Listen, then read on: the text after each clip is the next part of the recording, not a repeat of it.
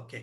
So ಮತ್ತೊಮ್ಮೆ ಎಲ್ರಿಗೂ ಸ್ವಾಗತ ಕೋರ್ತಾ ಇವತ್ತಿನ ಈ ಒಂದು ಸಂಜೆಯ ಮತ್ತೊಂದು ಆನ್ಲೈನ್ ಕ್ಲಾಸ್ಗೆ ಎಲ್ರಿಗೂ ಸ್ವಾಗತ ಕೋರ್ತೀನಿ. ಇವತ್ತು ನಾನು ಮಾತನಾಡ್ತಾ ಇರುವಂತಹ ಒಂದು ವಿಚಾರ 19ನೇ ಶತಮಾನದಲ್ಲಿ ಭಾರತೀಯರಲ್ಲಿ ರಾಷ್ಟ್ರೀಯತೆಯ ಒಂದು ಏಳಿಗೆ ಎನ್ನುವಂತಹ ಒಂದು ವಿಚಾರ. ರಾಷ್ಟ್ರೀಯತೆ ಮತ್ತು ರಾಷ್ಟ್ರೀಯತೆಯ ಏಳಿಗೆ ಮತ್ತು ಬೆಳವಣಿಗೆ.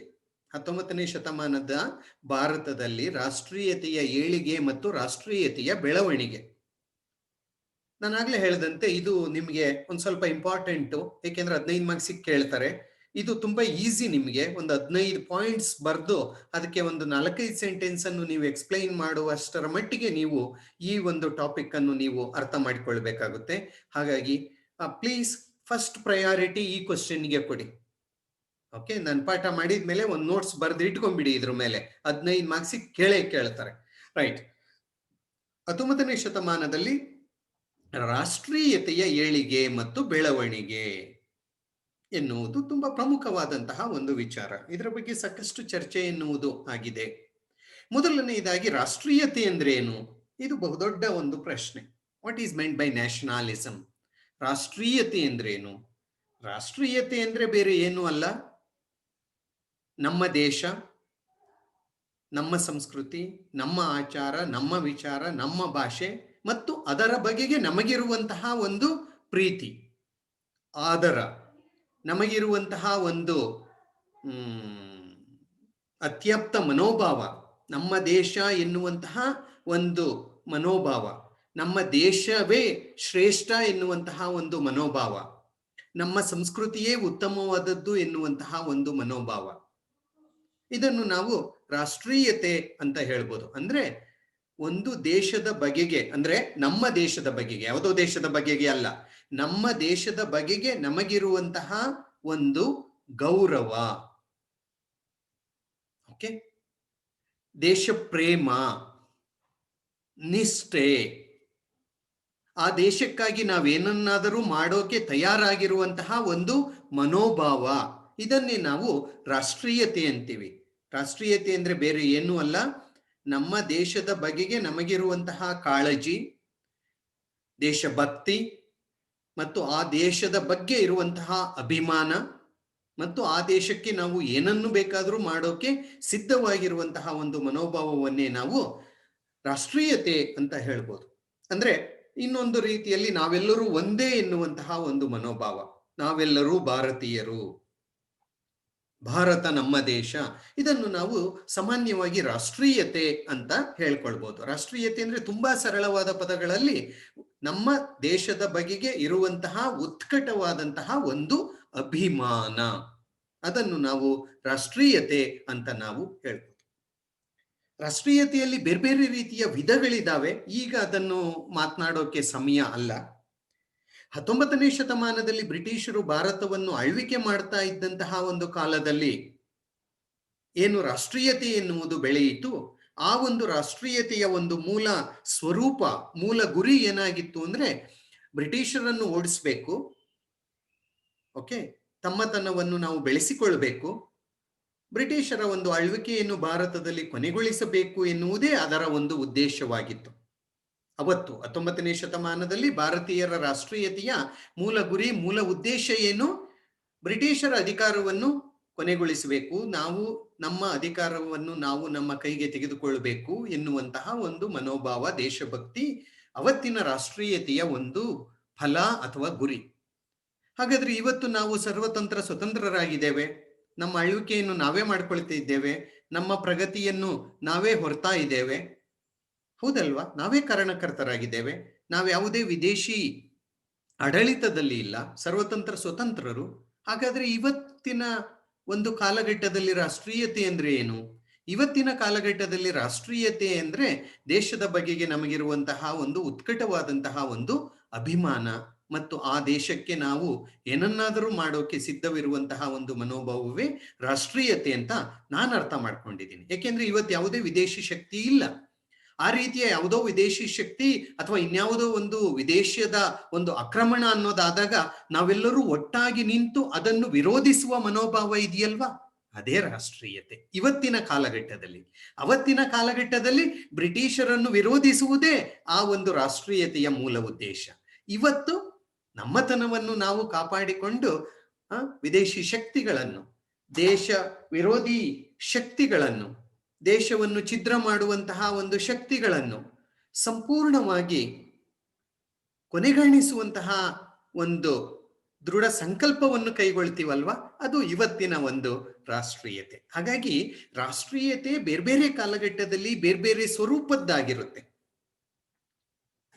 ಓಕೆ, ಸೊ ಇವತ್ತಿನ ಒಂದು ಪರಿಸ್ಥಿತಿಯಲ್ಲಿ ನಾವು ಮಾತನಾಡ್ತಾ ಇರೋದು 19ನೇ ಶತಮಾನದಲ್ಲಿ ಬ್ರಿಟಿಷರು ಭಾರತದಲ್ಲಿ ಆಳ್ವಿಕೆಯನ್ನು ಮಾಡ್ತಿರುವಂತಹ ಕಾಲಘಟ್ಟದಲ್ಲಿ ಏನು ಭಾರತೀಯರಲ್ಲಿ ಆ ರಾಷ್ಟ್ರಾಭಿಮಾನ, ರಾಷ್ಟ್ರೀಯತೆ, ನಾವು, ನಮ್ಮ ದೇಶ, ನಮ್ಮ ಸಂಸ್ಕೃತಿ, ನಮ್ಮ ಆಚಾರ ವಿಚಾರ, ನಮ್ಮ ಆಳ್ವಿಕೆ ಅನ್ನೋದು ಬರಬೇಕು ಎನ್ನುವಂತಹ ಮನೋಭಾವ ಬೆಳೆಯಿತಲ್ವಾ, ಅದೇ ಅಂದಿನ ಒಂದು ರಾಷ್ಟ್ರೀಯತೆ. ನಾವೆಲ್ಲರೂ ಒಂದೇ ಎನ್ನುವಂತಹ ಮನೋಭಾವ ಆ ಜನರಲ್ಲಿ ಬಂದದ್ದೇ 19ನೇ ಶತಮಾನದ ಒಂದು ರಾಷ್ಟ್ರೀಯತೆಯ ಸಾರ ಅಂತ ನಾವು ಹೇಳ್ಬಹುದು. ಸರಿ, ಇಷ್ಟೊತ್ತು ನಾನು ಪೀಠಿಕೆ ಕೊಟ್ಟೆ, ರಾಷ್ಟ್ರೀಯತೆ ಅಂದ್ರೆ ಏನು ಅಂತ ಹೇಳಿದೆ ಅಷ್ಟೇ. ಬಹುಶಃ ನಿಮ್ಗೆ ಒಂದ್ 2-3 ಸೆಂಟೆನ್ಸು ಅರ್ಥವಾಗಿದೆ ಅಂತ ನಾನು ಅರ್ಥ ಮಾಡ್ಕೊಂಡಿದ್ದೇನೆ. ಹಾಗಾದ್ರೆ 19ನೇ ಶತಮಾನದಲ್ಲಿ ಈ ರಾಷ್ಟ್ರೀಯತೆ ಎನ್ನುವುದು ಏಳಿಗೆಯಾಯಿತು ಮತ್ತು ಬೆಳವಣಿಗೆಯಾಯಿತು ಅಂತ ನಾವು ಹೇಳ್ತೀವಲ್ವಾ, ಅದಕ್ಕೆ ಕಾರಣ ಏನು ಸರ್? ಹಾಗಾದ್ರೆ ಅದಕ್ಕೆ ಮೊದಲು ರಾಷ್ಟ್ರೀಯತೆ ಅನ್ನೋದೇ ಇರಲಿಲ್ವಾ? 19ನೇ ಶತಮಾನಕ್ಕೆ ಮುನ್ನ ಭಾರತೀಯರಲ್ಲಿ ರಾಷ್ಟ್ರೀಯ ಪ್ರಜ್ಞೆ ಎನ್ನುವುದು ಇರಲಿಲ್ವಾ? ಇತ್ತು. ರಾಷ್ಟ್ರೀಯ ಪ್ರಜ್ಞೆ ಎಲ್ಲಾ ಜನರಿಗೂ ಎಲ್ಲಾ ಕಾಲದಲ್ಲಿಯೂ ಇದ್ದೇ ಇರುತ್ತೆ.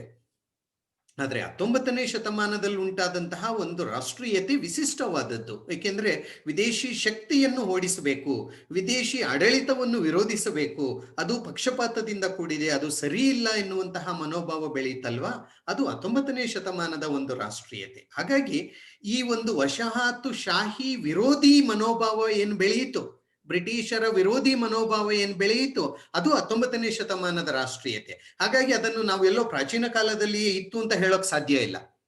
ಆ ಬ್ರಿಟಿಷ್ ವಿರೋಧಿ ಮನೋಭಾವ, ಸಾಮ್ರಾಜ್ಯಶಾಹಿ ವಿರೋಧಿ ಮನೋಭಾವ, ವಸಾಹತುಶಾಹಿ ವಿರೋಧಿ ಮನೋಭಾವ ಅನ್ನುವುದು ಬೆಳೆದದ್ದು ಈ ಒಂದು ಒಂದೇ ಒಂದು ಸೆಕೆಂಡ್, ರೈಟ್, ಇದು ಬೆಳೆದದ್ದು 19ನೇ ಶತಮಾನದಲ್ಲಿ. ಓಕೆ, ಸೊ ಇದು 19ನೇ ಶತಮಾನದಲ್ಲಿಯೇ ಬೆಳೆಯೋಕೆ ಕಾರಣಗಳೇನು ಅನ್ನುವುದನ್ನು ನಾವು ಇಲ್ಲಿ ಮಾತನಾಡ್ತಾ ಬೇಕಾಗುತ್ತೆ. ಸೊ ಈ ಕಾರಣಗಳು ನಿಮಗೆ ತುಂಬಾ ಇಂಪಾರ್ಟೆಂಟು. ನಾನು ಒಂದೊಂದೇ ಕಾರಣಗಳನ್ನು ಮಾತನಾಡ್ತಾ ಹೋಗ್ತೇನೆ. ಪ್ಲೀಸ್ ಆದವರೆಲ್ಲ, ಕೆಲವು ಕಡೆ ಕರೆಂಟ್ ಇಲ್ಲ ಅನ್ಸುತ್ತೆ, ಓಕೆ ಇರ್ಲಿ, ಆದವರೆಲ್ಲ ಪೆನ್ನು ಬುಕ್ಕು ಕೈಲಿಟ್ಕೊಳ್ಳಿ, ನಾನು ಹೇಳಿದ್ನ ಪಾಯಿಂಟ್ ಬರೆದಿಟ್ಕೊಳ್ಳಿ. ಮೊದಲನೆಯದಾಗಿ ರಾಷ್ಟ್ರೀಯತೆಯ ಏಳಿಗೆಗೆ ಮೂಲಭೂತ ಕಾರಣ ಏನು ಅಂದ್ರೆ ರಾಜಕೀಯ ಏಕತೆ, political unity provided by the British. ಬ್ರಿಟಿಷರು ಭಾರತದಲ್ಲಿ ಅಧಿಕಾರ ಸ್ಥಾಪನೆ ಮಾಡಿದ ಮೇಲೆ ಭಾರತವನ್ನೆಲ್ಲ ಒಗ್ಗೂಡಿಸುವ ಕೆಲಸವನ್ನು ಮಾಡಿದ್ರು. Well, this is one thing what they did, very good job. ಏನು, ಭಾರತವನ್ನು ನೋಡಿ, ಬ್ರಿಟಿಷರು ಭಾರತಕ್ಕೆ ಬಂದಾಗ ಹಲವಾರು ರಾಜರು ಮಹಾರಾಜರುಗಳು ಅವರು ಇವರು ಬೇರೆ ಬೇರೆ ಪ್ರದೇಶಗಳಾಗಿ ಒಡೆದು ಹೋಗಿ ಆಳ್ವಿಕೆಯನ್ನು ಮಾಡ್ತಾ ಇದ್ರು. ಆದ್ರೆ ಕ್ರಮೇಣವಾಗಿ ಬ್ರಿಟಿಷರು ಅವುಗಳನ್ನೆಲ್ಲ ಗೆದ್ದು ತಮ್ಮ ಒಂದು ಆಡಳಿತದ ಒಂದು ಇದಕ್ಕೆ ತಂದ್ರು, ತಮ್ಮದೇ ಆದಂತಹ ಚಕ್ರಾಧಿಪತ್ಯವನ್ನು ಅವರು ಸ್ಥಾಪನೆ ಮಾಡಿರು. ಅಂದ್ರೆ ಒಂದು ರೀತಿ ಈ ಭರತ ವರ್ಷೆ, ಭರತ ಖಂಡೆ, ಜಂಬೂ ದ್ವೀಪೆ ಅಂತ ಎಲ್ಲ ಹೇಳೋರಲ್ಲ. ಪಾಕಿಸ್ತಾನ, ಅಫ್ಘಾನಿಸ್ತಾನದಿಂದ ಹಿಡಿದು ಈ ಕಡೆ ಬರ್ಮಾವರೆಗೆ ಇದ್ದಂತಹ ಭಾಗ, ಉತ್ತರದ ಕಾಶ್ಮೀರದಿಂದ ಹಿಡಿದು ದಕ್ಷಿಣದ ಕನ್ಯಾಕುಮಾರಿಯವರೆಗೆ ಇದ್ದಂತಹ ಈ ಒಂದು ಬೃಹತ್ ಉಪಖಂಡವನ್ನು ಒಂದು ಆಡಳಿತಕ್ಕೆ ಅವರು ತಂದ್ರು. ಹೆಚ್ಚು ಕಡಿಮೆ ಕೆಲವಾರು ದೇಶೀಯ ಸಂಸ್ಥಾನಗಳನ್ನು ಹೊರತುಪಡಿಸಿ ಬಹುತೇಕ ಎಲ್ಲಾ ರಾಜ್ಯಗಳನ್ನು, ಎಲ್ಲಾ ಪ್ರದೇಶಗಳನ್ನು ಅವರು ತಮ್ಮ ಒಂದು ಅಧೀನಕ್ಕೆ ತಂದ್ರು. ಅಂದ್ರೆ ಏನರ್ಥ, ರಾಜಕೀಯವಾದಂತಹ ಐಕ್ಯತೆಯನ್ನು ಅವರು ಉಂಟು ಮಾಡಿದರು, ಏಕತೆಯನ್ನು ಅವರು ಜಾರಿಗೆ ತಂದ್ರು, ಒಂದೇ ರೀತಿಯ ಆಡಳಿತ. That's very important. ಎಲ್ಲ ಕಡೆ ಒಂದೇ ರೀತಿಯ ಆಡಳಿತ, ಬ್ರಿಟಿಷರ ಆಳ್ವಿಕೆ, ಒಂದೇ ರೀತಿಯ ಕಾನೂನು, ಏಕ ಭಾಷೆಯಲ್ಲಿ ಆಡಳಿತ, ಒಂದೇ ರೀತಿಯ ನಾಗರಿಕ ಸೇವೆಗಳಿರಬಹುದು, ಒಂದೇ ರೀತಿಯ ಹಣ ಇರಬಹುದು. ಸೊ ರಾಜಕೀಯ ಏಕತೆಯ ಜೊತೆಗೆ ಎಲ್ಲರಿಗೂ ಒಬ್ಬರೇ ಆಡಳಿತ, ಯಾರು, ಬ್ರಿಟಿಷರು. ಸೊ ಒಂದೇ ಕಾನೂನು, ಒಂದೇ ಹಣ, ಒಂದೇ ರೀತಿಯ ವ್ಯವಸ್ಥೆ, ಇದೆಲ್ಲವನ್ನು ಅವರು ಜಾರಿಗೆ ತಂದರು. ಇದು ಓ ಹೌದು, ನಾವೆಲ್ಲರೂ ಒಂದೇ ಎನ್ನುವ ಮನೋಭಾವ ಭಾರತೀಯರಲ್ಲಿ ಮೂಡಲು ಸಾಧ್ಯವಾಯಿತು. ಅಂದ್ರೆ ಬ್ರಿಟಿಷರು ಜಾರಿಗೆ ತಂದಂತಹ ರಾಜಕೀಯ ಐಕ್ಯತೆ ಭಾರತೀಯರಲ್ಲಿ ನಾವೆಲ್ಲರೂ ಒಂದು, ಇಷ್ಟು ವಿಶಾಲ ದೇಶ ನಮ್ದು ಅನ್ನುವಂತಹ ಒಂದು ಮನೋಭಾವ ಅವರಲ್ಲಿ, ಅಂದ್ರೆ ಏಕರೂಪದ ಆಡಳಿತ ಪದ್ಧತಿ ಭಾರತದಲ್ಲಿ ಐಕ್ಯತೆಯನ್ನು ಮೂಡಿಸಿತು. ಓಕೆ, ಸೊ KM ಪಣಿಕರ್ ಹೇಳ್ತಾರೆ, ಬ್ರಿಟಿಷರ ಬಹುದೊಡ್ಡ ಸಾಧನೆ ಅಂದ್ರೆ ಭಾರತವನ್ನು ಏಕೀಕರಣ ಮಾಡಿದ್ದು ಅಂತ ಹೇಳ್ತಾರೆ. ಅಂದ್ರೆ ಭಾರತದ ಎಲ್ಲಾ ಭಾಗಗಳನ್ನು ಸೇರಿಸಿ ಒಂದೇ ರೀತಿಯ ಆಡಳಿತವನ್ನು ಜಾರಿಗೆ ತಂದದ್ದು ಅಂತ. ಆ ಒಂದೇ ರೀತಿಯ ಆಡಳಿತವನ್ನು ಜಾರಿಗೆ ತಂದದ್ದು ಭಾರತೀಯರಿಗೆ ವರವಾಯಿತು. ಅವ್ರಿಗೆ ಅರ್ಥವಾಯಿತು, ಓಹೋ ನಮ್ದು ಇಷ್ಟು ದೊಡ್ಡ ದೇಶ, ನಾವೆಲ್ಲರೂ ಒಂದೇ ಅನ್ನುವ ಮನೋಭಾವ, ಅದೇ ರಾಷ್ಟ್ರೀಯತೆ. ಒಂದು ಮೊದಲನೆಯದಾಯಿತು. ಎರಡನೆಯದಾಗಿ ಶಾಂತಿ, ನೆಮ್ಮದಿ ಮತ್ತು ಏಕ ಆಡಳಿತ. ಇದು ಒಂದು ಸ್ವಲ್ಪ ಮೊದಲನೇದಕ್ಕೂ ಇದಕ್ಕೂ ಒಂಚೂರು ಓವರ್ಲ್ಯಾಪ್ ಆಗುತ್ತೆ, ತೊಂದರೆ ಇಲ್ಲ. ಬ್ರಿಟಿಷರು ಏನು ಭಾರತದಲ್ಲಿ ಒಂದು ಆಡಳಿತವನ್ನು ಏನು ಸ್ಥಾಪನೆ ಮಾಡಿರು, ಒಂದು ರೀತಿಯಲ್ಲಿ ಕಾನೂನನ್ನು ಜಾರಿಗೆ ತಂದ್ರು, ಪೊಲೀಸ್ ವ್ಯವಸ್ಥೆಯನ್ನು ಜಾರಿಗೆ ತಂದ್ರು, ಉತ್ತಮ ಆಡಳಿತ ವ್ಯವಸ್ಥೆಯನ್ನು ಜಾರಿಗೆ ತಂದ್ರು. ಇದರಿಂದ ಶಾಂತಿ, ಶಿಸ್ತು, ನೆಮ್ಮದಿ ಸಮಾಜದಲ್ಲಿ ಜಾರಿಗೆ ಬಂತು.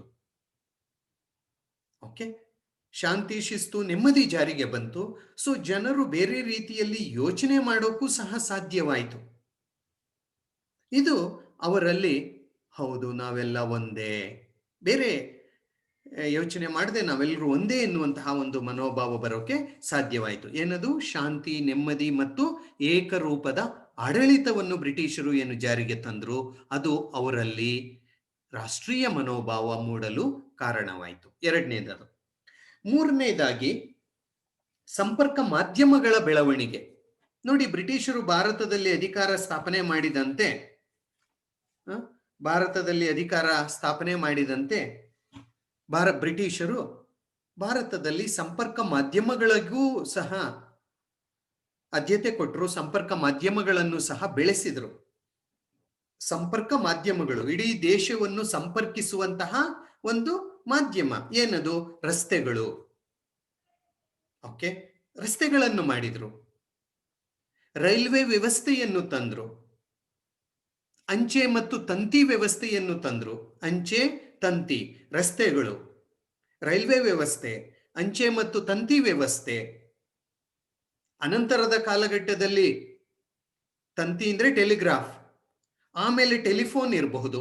ಅನಂತರದ ಕಾಲಘಟ್ಟದಲ್ಲಿ ಕೆನಾಲ್ಗಳಿರಬಹುದು, ಸೇತುವೆಗಳಿರಬಹುದು. ಎಷ್ಟೋ ಕಡೆ ಸಂಪರ್ಕವೇ ಇರಲಿಲ್ಲ, ಆ ಕಡೆಗೆಲ್ಲ ಸೇತುವೆಗಳನ್ನು ನಿರ್ಮಾಣ ಮಾಡಿದ್ದಿರಬಹುದು. ಸೊ ಹೀಗೆ ಸಂಪರ್ಕ ಮಾಧ್ಯಮಗಳನ್ನು ಅವರು ಹುಟ್ಟು ಹಾಕಿದ್ರು. ಓಕೆ, ರಸ್ತೆ, ರೈಲು, ಈ ರೀತಿಯ ಎಲ್ಲ ಸಂಪರ್ಕ ಮಾಧ್ಯಮಗಳನ್ನೇನವರು ಹುಟ್ಟು ಹಾಕಿದ್ರು. Let me tell you.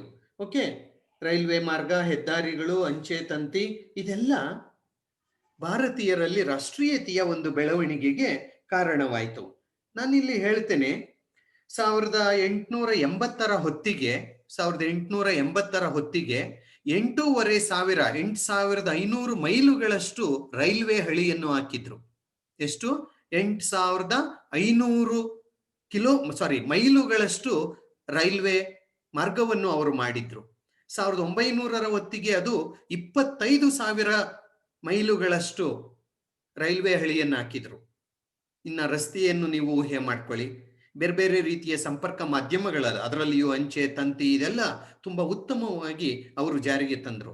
ಅವರ ಅನುಕೂಲಕ್ಕಾಗಿಯೇ ಜಾರಿಗೆ ತಂದ್ರೇನೋ, ಆದ್ರೆ ಭಾರತೀಯರು ಅದನ್ನು ಬಳಸಿಕೊಳ್ಳೋಕೆ ಆರಂಭ ಮಾಡಿರು. ಸರ್, ಇದರಿಂದ ರಾಷ್ಟ್ರೀಯತೆ ಹೇಗೆ ಬೆಳೆಯುತ್ತೆ ಸರ್ ಅಂತ ನೀವು ಕೇಳಿರೆ, ಹೌದು, ಸಂಪರ್ಕ ಮಾಧ್ಯಮಗಳು ಬೆಳೆದಂತೆ ಮೊದಲೆಲ್ಲ ಭಾರತೀಯರು ಒಂದ್ ಕಡೆಯಿಂದ ಇನ್ನೊಂದು ಕಡೆಗೆ ಹೋಗೋದು ಕಷ್ಟವಾಗಿತ್ತು. ರೈಲ್ ಇರಲಿಲ್ಲ, ಅಥವಾ ಬಸ್ ಇರಲಿಲ್ಲ, ಅಥವಾ ಮೋಟಾರ್ ಗಾಡಿಗಳಿರ್ಲಿಲ್ಲ, ಒಳ್ಳೆ ರಸ್ತೆಗಳಿರಲಿಲ್ಲ. ಎಲ್ಲರೂ ಅವರವ್ರ ಊರಲ್ಲೇ ಎಲ್ಲೋ ಇದ್ಬಿಡೋರು, ತುಂಬಾ ಕಡಿಮೆ ಹೋಗ್ತದದ್ದು, ಬೇರೆ ಕಡೆಗೆ ಹೋಗ್ತಿದ್ದು, ಬೇರೆ ಜನರನ್ನು ಮೀಟ್ ಮಾಡ್ತಿದ್ದದ್ದು. ಆದ್ರೆ ಈ ಸಂಪರ್ಕ ಮಾಧ್ಯಮಗಳು ಬೆಳೆದಂತೆ ಜನ ಒಂದ್ ಕಡೆಯಿಂದ ಇನ್ನೊಂದು ಕಡೆಗೆ ಹೋಗೋಕೆ ಸಾಧ್ಯವಾಯಿತು. ಓಕೆ, ಬೇರೆ ಬೇರೆ ಕಡೆ ಹೋಗೋದಷ್ಟೇ ಅಲ್ಲ, ವಿಚಾರ ವಿನಿಮಯ ಮಾಡಿಕೊಳ್ಳೋಕೆ ಅದು ಒಂದು ರೀತಿ ಅನುಕೂಲ ಮಾಡಿಕೊಡ್ತು. ಎಲ್ಲ ಒಂದ್ ಕಡೆ ನಾವು ಬರೀ ಕನ್ನಡಿಗರು, ನಾವು ಬರೀ ದಕ್ಷಿಣ ಭಾರತೀಯರು, ಅವರ್ಯಾರೋ ಉತ್ತರ ಭಾರತೀಯರು, ಈ ಮನೋಭಾವ ಅನ್ನೋದು ಹೋಯ್ತು. ಅವರೆಲ್ಲರಲ್ಲೂ ನಾವು ಒಂದೇ ಎನ್ನುವ ಮನೋಭಾವ ಬಂತು.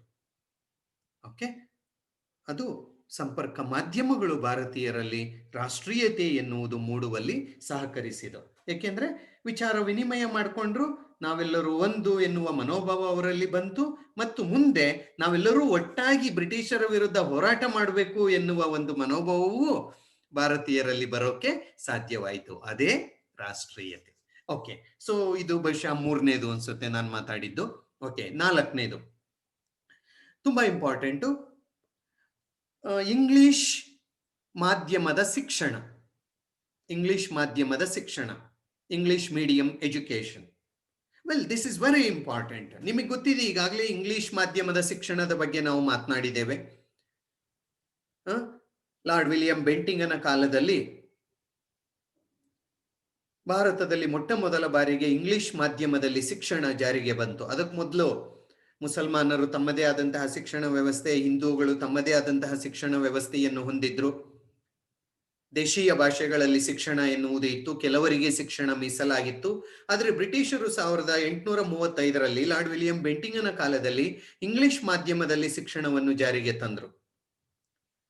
ಓಕೆ, ಈ ಒಂದು ಇಂಗ್ಲಿಷ್ ಮಾಧ್ಯಮದ ಶಿಕ್ಷಣ ಭಾರತೀಯರಿಗೆ ಒಂದು ರೀತಿ ವರವಾಗಿ ಪರಿಣಮಿಸಿತು. ಏಕೆಂದ್ರೆ ಈ ಒಂದು ಇಂಗ್ಲಿಷ್ನಲ್ಲಿ ಅವರು ಪಾಶ್ಚಾತ್ಯ ವಿಚಾರಧಾರೆಗಳನ್ನು ಕಲಿಯೋಕೆ ಆರಂಭವಾಯಿತು. ಒಂದು. ಎರಡನೇದಾಗಿ, ಭಾರತದಲ್ಲಿ ಸಾವಿರಾರು ಭಾಷೆಗಳಿದೆ. ಜನ ಬೇರೆ ಬೇರೆ ಪ್ರದೇಶಗಳಲ್ಲಿ, ಪ್ರಾಂತ್ಯಗಳಲ್ಲಿ ಬೇರೆ ಬೇರೆ ಭಾಷೆಗಳನ್ನು ಮಾತನಾಡ್ತಾರೆ. ಆದ್ರೆ ಅವ್ರು ಯಾವಾಗ ಇಂಗ್ಲಿಷ್ ಕಲಿತರು, ಓಕೆ, ನಾನು ಕನ್ನಡಿಗ, ನನಗೆ ತಮಿಳು ಬರ್ತಿರ್ಲಿಲ್ಲ, ನಾನು ಕನ್ನಡಿಗ, ನನಗೆ ಮರಾಠಿ ಬರ್ತಿರ್ಲಿಲ್ಲ, ನಾನು ಕನ್ನಡಿಗ, ನನಗೆ ಹಿಂದಿ ಬರ್ತಾ ಇರಲಿಲ್ಲ. ಆದ್ರೆ ಈಗ ಅವರೆಲ್ಲ ಬ್ರಿಟಿಷರ ಈ ಒಂದು ಇಂಗ್ಲಿಷ್ ವಿದ್ಯಾಭ್ಯಾಸದಿಂದ ಎಲ್ಲರೂ ಇಂಗ್ಲಿಷ್ ಕಲಿಯುವಂತೆ ಆದ್ರು. ಎಲ್ಲರೂ ಅಲ್ಲ ಆದ್ರೂ ಕೆಲವರಾದ್ರೂ ಕಲಿಯೋಕೆ ಶುರುವಾದ್ರು, ಹೌದಲ್ವಾ? ಇದರಿಂದ ನಮಗೆ ನಮ್ಮದೇ ಆದಂತಹ ಭಾರತದ ಬೇರೆ ಬೇರೆ ಭಾಷೆಗಳು ಬರ್ತಾ ಇರಲಿಲ್ಲ. ತಮಿಳವನೇನೋ ಹೇಳಿರ್ ನನಗೆ ಅರ್ಥವಾಗ್ತಾ ಇರ್ಲಿಲ್ಲ, ತೆಲುಗುನೋನೇನೋ ಹೇಳಿರ್ ಅರ್ಥವಾಗ್ತಿರ್ಲಿಲ್ಲ, ಹಿಂದಿನೋನೇನೋ ಹೇಳಿರ್ ನನಗೆ ಅರ್ಥವಾಗ್ತಾ ಇರ್ಲಿಲ್ಲ. ಆದ್ರೆ ಈಗ ನಾವೆಲ್ಲರೂ ಏನ್ ಕಲ್ತಿದ್ದೇವೆ? ಇಂಗ್ಲಿಷ್ ಕಲ್ತಿದ್ದೇವೆ. ತಮಿಳ್ನೋನ್ ಇಂಗ್ಲಿಷ್ ಕಲ್ತ, ತೆಲುಗುನೋನ್ ಇಂಗ್ಲಿಷ್ ಕಲ್ತ, ಮಲಯಾಳಿ ಇಂಗ್ಲಿಷ್ ಕಲ್ತ, ಹಿಂದಿನೋನ್ ಇಂಗ್ಲಿಷ್ ಕಲ್ತ. ಅಂದ್ರ ಅರ್ಥ, ಇಂಗ್ಲಿಷ್ ಒಂದ್ ರೀತಿ ಏಕ ಭಾಷೆಯಾಗಿ ಮಾರ್ಪಟ್ಟಿತು. ಇಂಗ್ಲಿಷ್ ಶಿಕ್ಷಣ ಭಾರತೀಯರಿಗೆ ಒಂದು ಸಾಮಾನ್ಯ ಭಾಷೆ, ಲಿಂಗ್ವಾ ಫ್ರಾಂಕಾ ಅಂತೀವಿ ನಾವು ಇಂಗ್ಲಿಷ್ ಅಲ್ಲಿ. It gave a common language to the Indians. ಭಾರತೀಯರಿಗೆ ಸಾಮಾನ್ಯ ಭಾಷೆ ಎನ್ನುವುದು ಇರಲಿಲ್ಲ, ಇವತ್ತಿಗೂ ಇಲ್ಲ ಬಿಡಿ. ಅವರವರ ಪ್ರಾಂತ್ಯದಲ್ಲಿ ಅವರವರ ಭಾಷೆಯನ್ನೇ ಮಾತನಾಡ್ತಾರೆ. ಆದ್ರೆ ಈಗ ಬ್ರಿಟಿಷರು ಇಂಗ್ಲಿಷ್ ಭಾಷೆಯನ್ನು ಕೊಟ್ಟರು. ಹಾಗಾಗಿ ಸಾಮಾನ್ಯ ಭಾಷೆಯಾಗೋಯ್ತು. ಎಲ್ಲರೂ ಇಂಗ್ಲಿಷ್ನಲ್ಲಿ ಮಾತಾಡಿ ವಿಚಾರ ವಿನಿಮಯ ಮಾಡಿಕೊಳ್ಳಕ್ಕೆ. ಹೌದು, ನಮಗೂ ತೊಂದರೆ ಆಗಿದೆ ಅಂತ ನಾವು ಹೇಳಿದ್ವು, ಅವ್ರು ಹೇಳಿರ ನಮಗೂ ತೊಂದರೆ ಆಗಿದೆ ಅಂತ. ಇಂಗ್ಲಿಷಲ್ಲಿ ಸಂವಹನ ಮಾಡೋಕೆ, ವಿಚಾರ ವಿನಿಮಯ ಮಾಡಿಕೊಳ್ಳೋಕೆ ಸಾಧ್ಯವಾಯಿತು, ಹೌದೋ ಇಲ್ವೋ?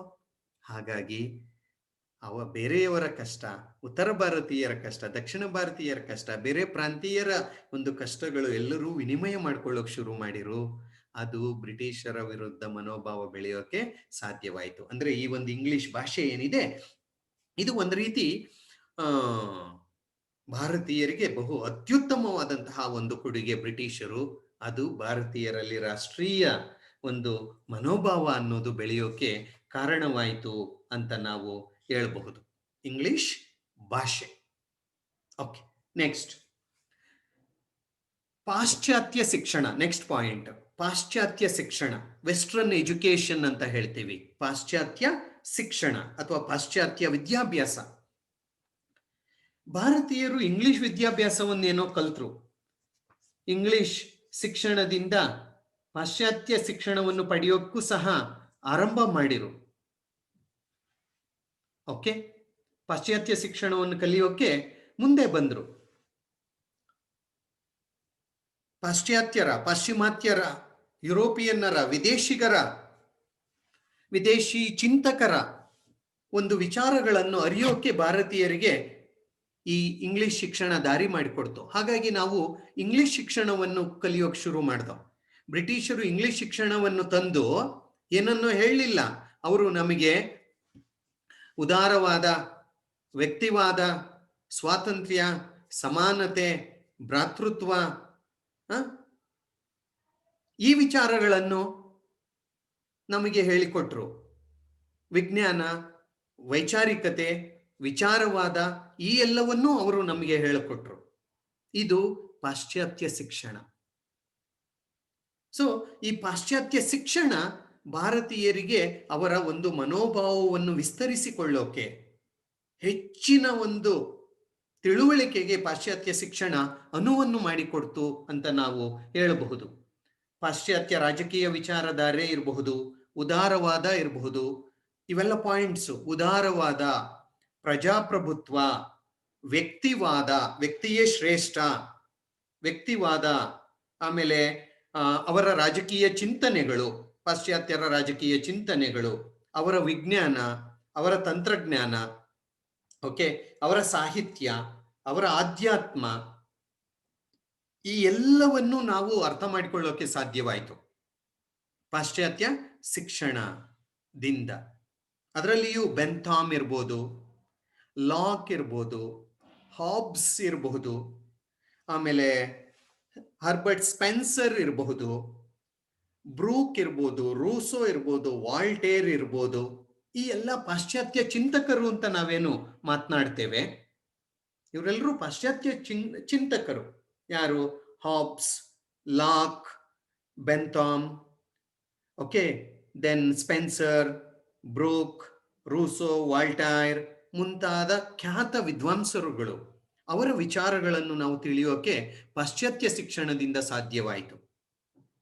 ಇದರಿಂದ ನಮ್ಮಲ್ಲೂ ಸ್ವಾತಂತ್ರ್ಯ, ಸಮಾನತೆ, ಉದಾರವಾದ, ವ್ಯಕ್ತಿವಾದ, ಸ್ವತಂತ್ರ, ಈ ಎಲ್ಲ ವಿಚಾರಗಳು ನಮ್ಮ ಮನಸ್ಸಿನಲ್ಲಿ ಬೇರೂರಿದವು.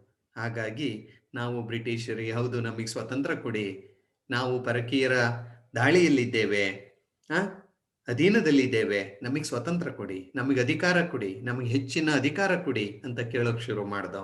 ಅದೇ ರಾಷ್ಟ್ರೀಯತೆ. ಸೊ ನಾನಿಷ್ಟೊತ್ತು ಮಾತಾಡಿದ್ದು ಪಾಶ್ಚಾತ್ಯ ಶಿಕ್ಷಣದ ಬಗ್ಗೆ. ಓಕೆ ಓಕೆ, ನೆಕ್ಸ್ಟ್ ಪಾಯಿಂಟ್ ಅಂದ್ರೆ ಈ ಪಾಶ್ಚಾತ್ಯ ಶಿಕ್ಷಣ ಒಂದು ರೀತಿಯಲ್ಲಿ ಭಾರತೀಯರಲ್ಲಿ ರಾಜಕೀಯ ಜಾಗೃತಿಯನ್ನು ಮೂಡಿಸಿತು. ಆ ರಾಜಕೀಯ ಜಾಗೃತಿಯೇ ಮುಂದೆ ಸ್ವಾತಂತ್ರ್ಯ ಚಳುವಳಿಯಾಗಿ ರೂಪುಗೊಂಡಿತು. ಅದನ್ನು ನಾವು ಜ್ಞಾಪಕ ಇಟ್ಕೊಳ್ಬೇಕು. ನೆಕ್ಸ್ಟ್,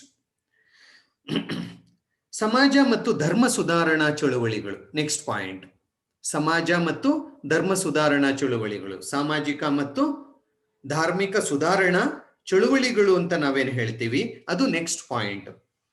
ನಿಮಗೆ ಗೊತ್ತಿದೆ, ಈಗಾಗಲೇ ಇದ್ರ ಬಗ್ಗೆ ನಾವು ಮಾತನಾಡಿದ್ದೇವೆ. 19ನೇ ಶತಮಾನದಲ್ಲಿ ಭಾರತದಲ್ಲಿ ಸಮಾಜ ಮತ್ತು ಧರ್ಮ ಸುಧಾರಣಾ ಚಳುವಳಿಗಳು ಆದವು. ರಾಜಾರಾಮ್ ಮೋಹನ್ ರಾಯ್ ಇರ್ಬೋದು, ದಯಾನಂದ ಸರಸ್ವತಿ ಅವರಿರ್ಬೋದು, ಸ್ವಾಮಿ ವಿವೇಕಾನಂದ ಇರಬಹುದು, ಓಕೆ, ಅನಿ ಬೆಸೆಂಟ್ ಇರಬಹುದು, ಓಕೆ, ಆಮೇಲೆ ಸರ್ ಸೈಯದ್ ಅಹಮದ್ ಖಾನ್ ಇರ್ಬೋದು ಮುಸಲ್ಮಾನ್ ಸಮಾಜದಲ್ಲಿ. ಸೊ ಇವರೆಲ್ಲರೂ ಭಾರತೀಯ ಸಮಾಜವನ್ನು ತಿದ್ದುವ, ಉದ್ಧರಿಸುವಂತಹ, ಪುನರುತ್ಥಾನಗೊಳಿಸುವಂತಹ ಕೆಲಸವನ್ನು ಮಾಡಿದರು. ಭಾರತೀಯ ಸಮಾಜದಲ್ಲಿದ್ದಂತಹ ಅನಿಷ್ಟಗಳನ್ನು, ನ್ಯೂನತೆಗಳನ್ನು ತೊಡೆದು ಹಾಕಿ, ಓಕೆ, ಅವರಲ್ಲಿ ವೈಚಾರಿಕತೆ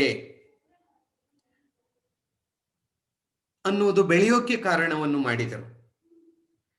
ಪಾಶ್ಚಾತ್ಯ ನಂಬಿಕೆಗಳನ್ನು ಅರ್ಥ ಮಾಡಿಕೊಂಡು ಭಾರತೀಯ ಸಮಾಜ ಮತ್ತು ಧರ್ಮದಲ್ಲಿದ್ದಂತಹ ನ್ಯೂನತೆಗಳನ್ನು ನಾವು ಸರಿ ಮಾಡಿಕೊಳ್ಬೇಕು ಅಂತ ಅವರು ಹೇಳಿರು. ಅದು ಬ್ರಹ್ಮ ಸಮಾಜ ಇರ್ಬೋದು, ಆರ್ಯ ಸಮಾಜ ಇರ್ಬೋದು, ರಾಮಕೃಷ್ಣ ಮಿಷನ್ ಮತ್ತು ರಾಮಕೃಷ್ಣ ಮಠ್ ಇರ್ಬೋದು, ಅಲಿಗರ್ ಚಳುವಳಿ ಅನ್ನೋದಿರ್ಬೋದು. ಇವೆಲ್ಲವೂ ನಮ್ಮ ಜನರಲ್ಲಿ ಕೇವಲ ಸಮಾಜದ ಅನಿಷ್ಟಗಳನ್ನು ತೊಡೆದು ಹಾಕಿ ಸತಿಯನ್ನು ಬಿಡಬೇಕು, ಬಾಲ್ಯ ವಿವಾಹವನ್ನು ಬಿಡಬೇಕು, ಶಿಶು ಹತ್ಯೆಯನ್ನು ನಿಲ್ಲಿಸಬೇಕು ಅನ್ನುವ ಒಂದು ಅನಿಷ್ಟಗಳನ್ನು ತೊಡೆದು ಹಾಕಲು ಜನ ಮುಂದೆ ಬಂದಿದ್ದ ಅಷ್ಟೇ ಅಲ್ಲದೆ, ಜನರಲ್ಲಿ ದಯಾನಂದ ಸರಸ್ವತಿಯವರ ಸ್ವರಾಜ್ಯ, ಸ್ವದೇಶಿ, ಸ್ವಭಾಷೆ, I hope you remember all these things. ನಾನು ಮಾತಾಡಿರೋದನ್ನ ಜ್ಞಾಪಕ ಇದೆ ಅನ್ಸುತ್ತೆ ನಿಮಗೆ. ಸ್ವದೇಶಿ, ಸ್ವರಾಜ್ಯ, ಸ್ವಭಾಷೆ, ಈ ಒಂದು ವಿಚಾರಗಳು ಸಹ ಅವರಲ್ಲಿ ರಾಷ್ಟ್ರೀಯತೆಯನ್ನು ಇಂಡಿಯಾ ಫಾರ್ ಇಂಡಿಯನ್ಸ್ ಅಂತ ಕರೆ ಕೊಟ್ರು ದಯಾನಂದ್ ಸರಸ್ವತಿ.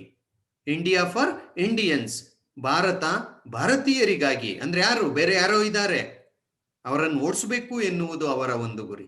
ಸೊ ಹೀಗೆ ಈ ಒಂದು ಧರ್ಮ ಸುಧಾರಣಾ ಚಳುವಳಿಗಳು ಕೇವಲ ಸಮಾಜ ಮತ್ತು ಧರ್ಮದಲ್ಲಿದ್ದ ಅನಿಷ್ಟಗಳನ್ನು ದೂರ ಮಾಡಿದ್ದಷ್ಟೇ ಅಲ್ಲದೆ ಭಾರತೀಯರಲ್ಲಿ ರಾಷ್ಟ್ರೀಯತೆ ಎನ್ನುವುದು ಬೆಳೆಯೋಕೆ ಮತ್ತು ಅವರು ಹುಟ್ಟು ಹಾಕಿದಂತಹ ಶಿಕ್ಷಣ ಸಂಸ್ಥೆಗಳು, ಅವರು ಜಾರಿಗೆ ತಂದಂತಹ ಸಂಸ್ಥೆಗಳು ಭಾರತೀಯರಲ್ಲಿ ಒಂದು ಜಾಗೃತಿಯನ್ನು ಮೂಡಿಸುವಲ್ಲಿ, ರಾಷ್ಟ್ರೀಯತೆಯನ್ನು ಮೂಡಿಸುವಲ್ಲಿ ಪ್ರಮುಖವಾದಂತಹ ಪಾತ್ರವನ್ನು ವಹಿಸಿದೋ ಈ ಒಂದು 19ನೇ ಶತಮಾನದ ಸಮಾಜ ಮತ್ತು ಧರ್ಮ ಸುಧಾರಣಾ ಚಳುವಳಿಗಳು. ಓಕೆ, ನೆಕ್ಸ್ಟ್ ಒನ್, ಆರ್ಥಿಕ ಶೋಷಣೆ. ನಿಮಗೆ ಗೊತ್ತೇ ಇದೆ, ಬ್ರಿಟಿಷರು ಭಾರತದಲ್ಲಿ ಅಧಿಕಾರ ಸ್ಥಾಪನೆ ಮಾಡಿರು. ಮೊದಲು ವ್ಯಾಪಾರಕ್ಕೆ ಅಂತ ಬಂದ್ರು, ಅನಂತರ ರಾಜಕೀಯ ಅಧಿಕಾರವನ್ನು ತಮ್ಮ ಕೈಗೆ ಎತ್ತಿಕೊಂಡ್ರು. ಭಾರತವನ್ನು ಶೋಷಣೆ ಮಾಡೋಕೆ, ಆರ್ಥಿಕವಾಗಿ ಶೋಷಿಸಲು ಆರಂಭಿಸಿದರು. ಭಾರತದ ಸಂಪತ್ತನ್ನು ಲೂಟಿ ಮಾಡಿದರು, ಭಾರತದ ಕೈಗಾರಿಕೆಗಳನ್ನು ಹಾಳು ಮಾಡಿದರು, ಗುಡಿ ಕೈಗಾರಿಕೆಗಳನ್ನು ಸಂಪೂರ್ಣವಾಗಿ ನಿರ್ನಾಮ ಮಾಡಿದರು, ಭಾರತದ ಹತ್ತಿ ಬಟ್ಟೆ ಉದ್ದಿಮೆಯನ್ನು ಸಂಪೂರ್ಣವಾಗಿ ನಾಶ ಮಾಡಿದರು, ರೈತರ ಬೆನ್ನೆಲುಬನ್ನು ಮುರಿದ್ರು, ಕೃಷಿಯನ್ನು ಹಾಳು ಮಾಡಿದರು, ಹಲವಾರು ಕಸುಬುದಾರರ ಜೀವನವನ್ನು ಹಾಳು ಮಾಡಿದರು. ಅಂದ್ರೆ ಅರ್ಥ ಏನು? ಬ್ರಿಟಿಷರು ಭಾರತವನ್ನು ಆರ್ಥಿಕವಾಗಿ ಶೋಷಣೆ ಮಾಡಲು ಆರಂಭಿಸಿದರು. ಭಾರತದ ಸಂಪತ್ತನ್ನು ಕೊಂಡೊಯ್ದ್ರು. ಇಷ್ಟೊತ್ತು ನಾವು ಮಾತಾಡಿದ್ದು ಆರ್ಥಿಕ ಬಸಿತ ಸಿದ್ಧಾಂತ ಅಂತ ಹೇಳಿಬಿಟ್ಟು, ಆರ್ಥಿಕ ರಾಷ್ಟ್ರೀಯವಾದಿಗಳು ಹೇಳ್ತಾರಲ್ಲ, ಭಾರತದ ಆರ್ಥಿಕ ಬಡತನಕ್ಕೆ, ಭಾರತದ ಆರ್ಥಿಕ ಏನದು ಅನಿಷ್ಟಕ್ಕೆ ಬ್ರಿಟಿಷರೇ ಹೊಣೆ ಅಂತ ಹೇಳ್ತಾರಲ್ವಾ, ಅಂಕಿ ಸಂಖ್ಯೆಯ ಸಮೇತ. ಅದು ಶೋಷಣೆ ಮಾಡಿದ್ಯಾರು? ಬ್ರಿಟಿಷರು.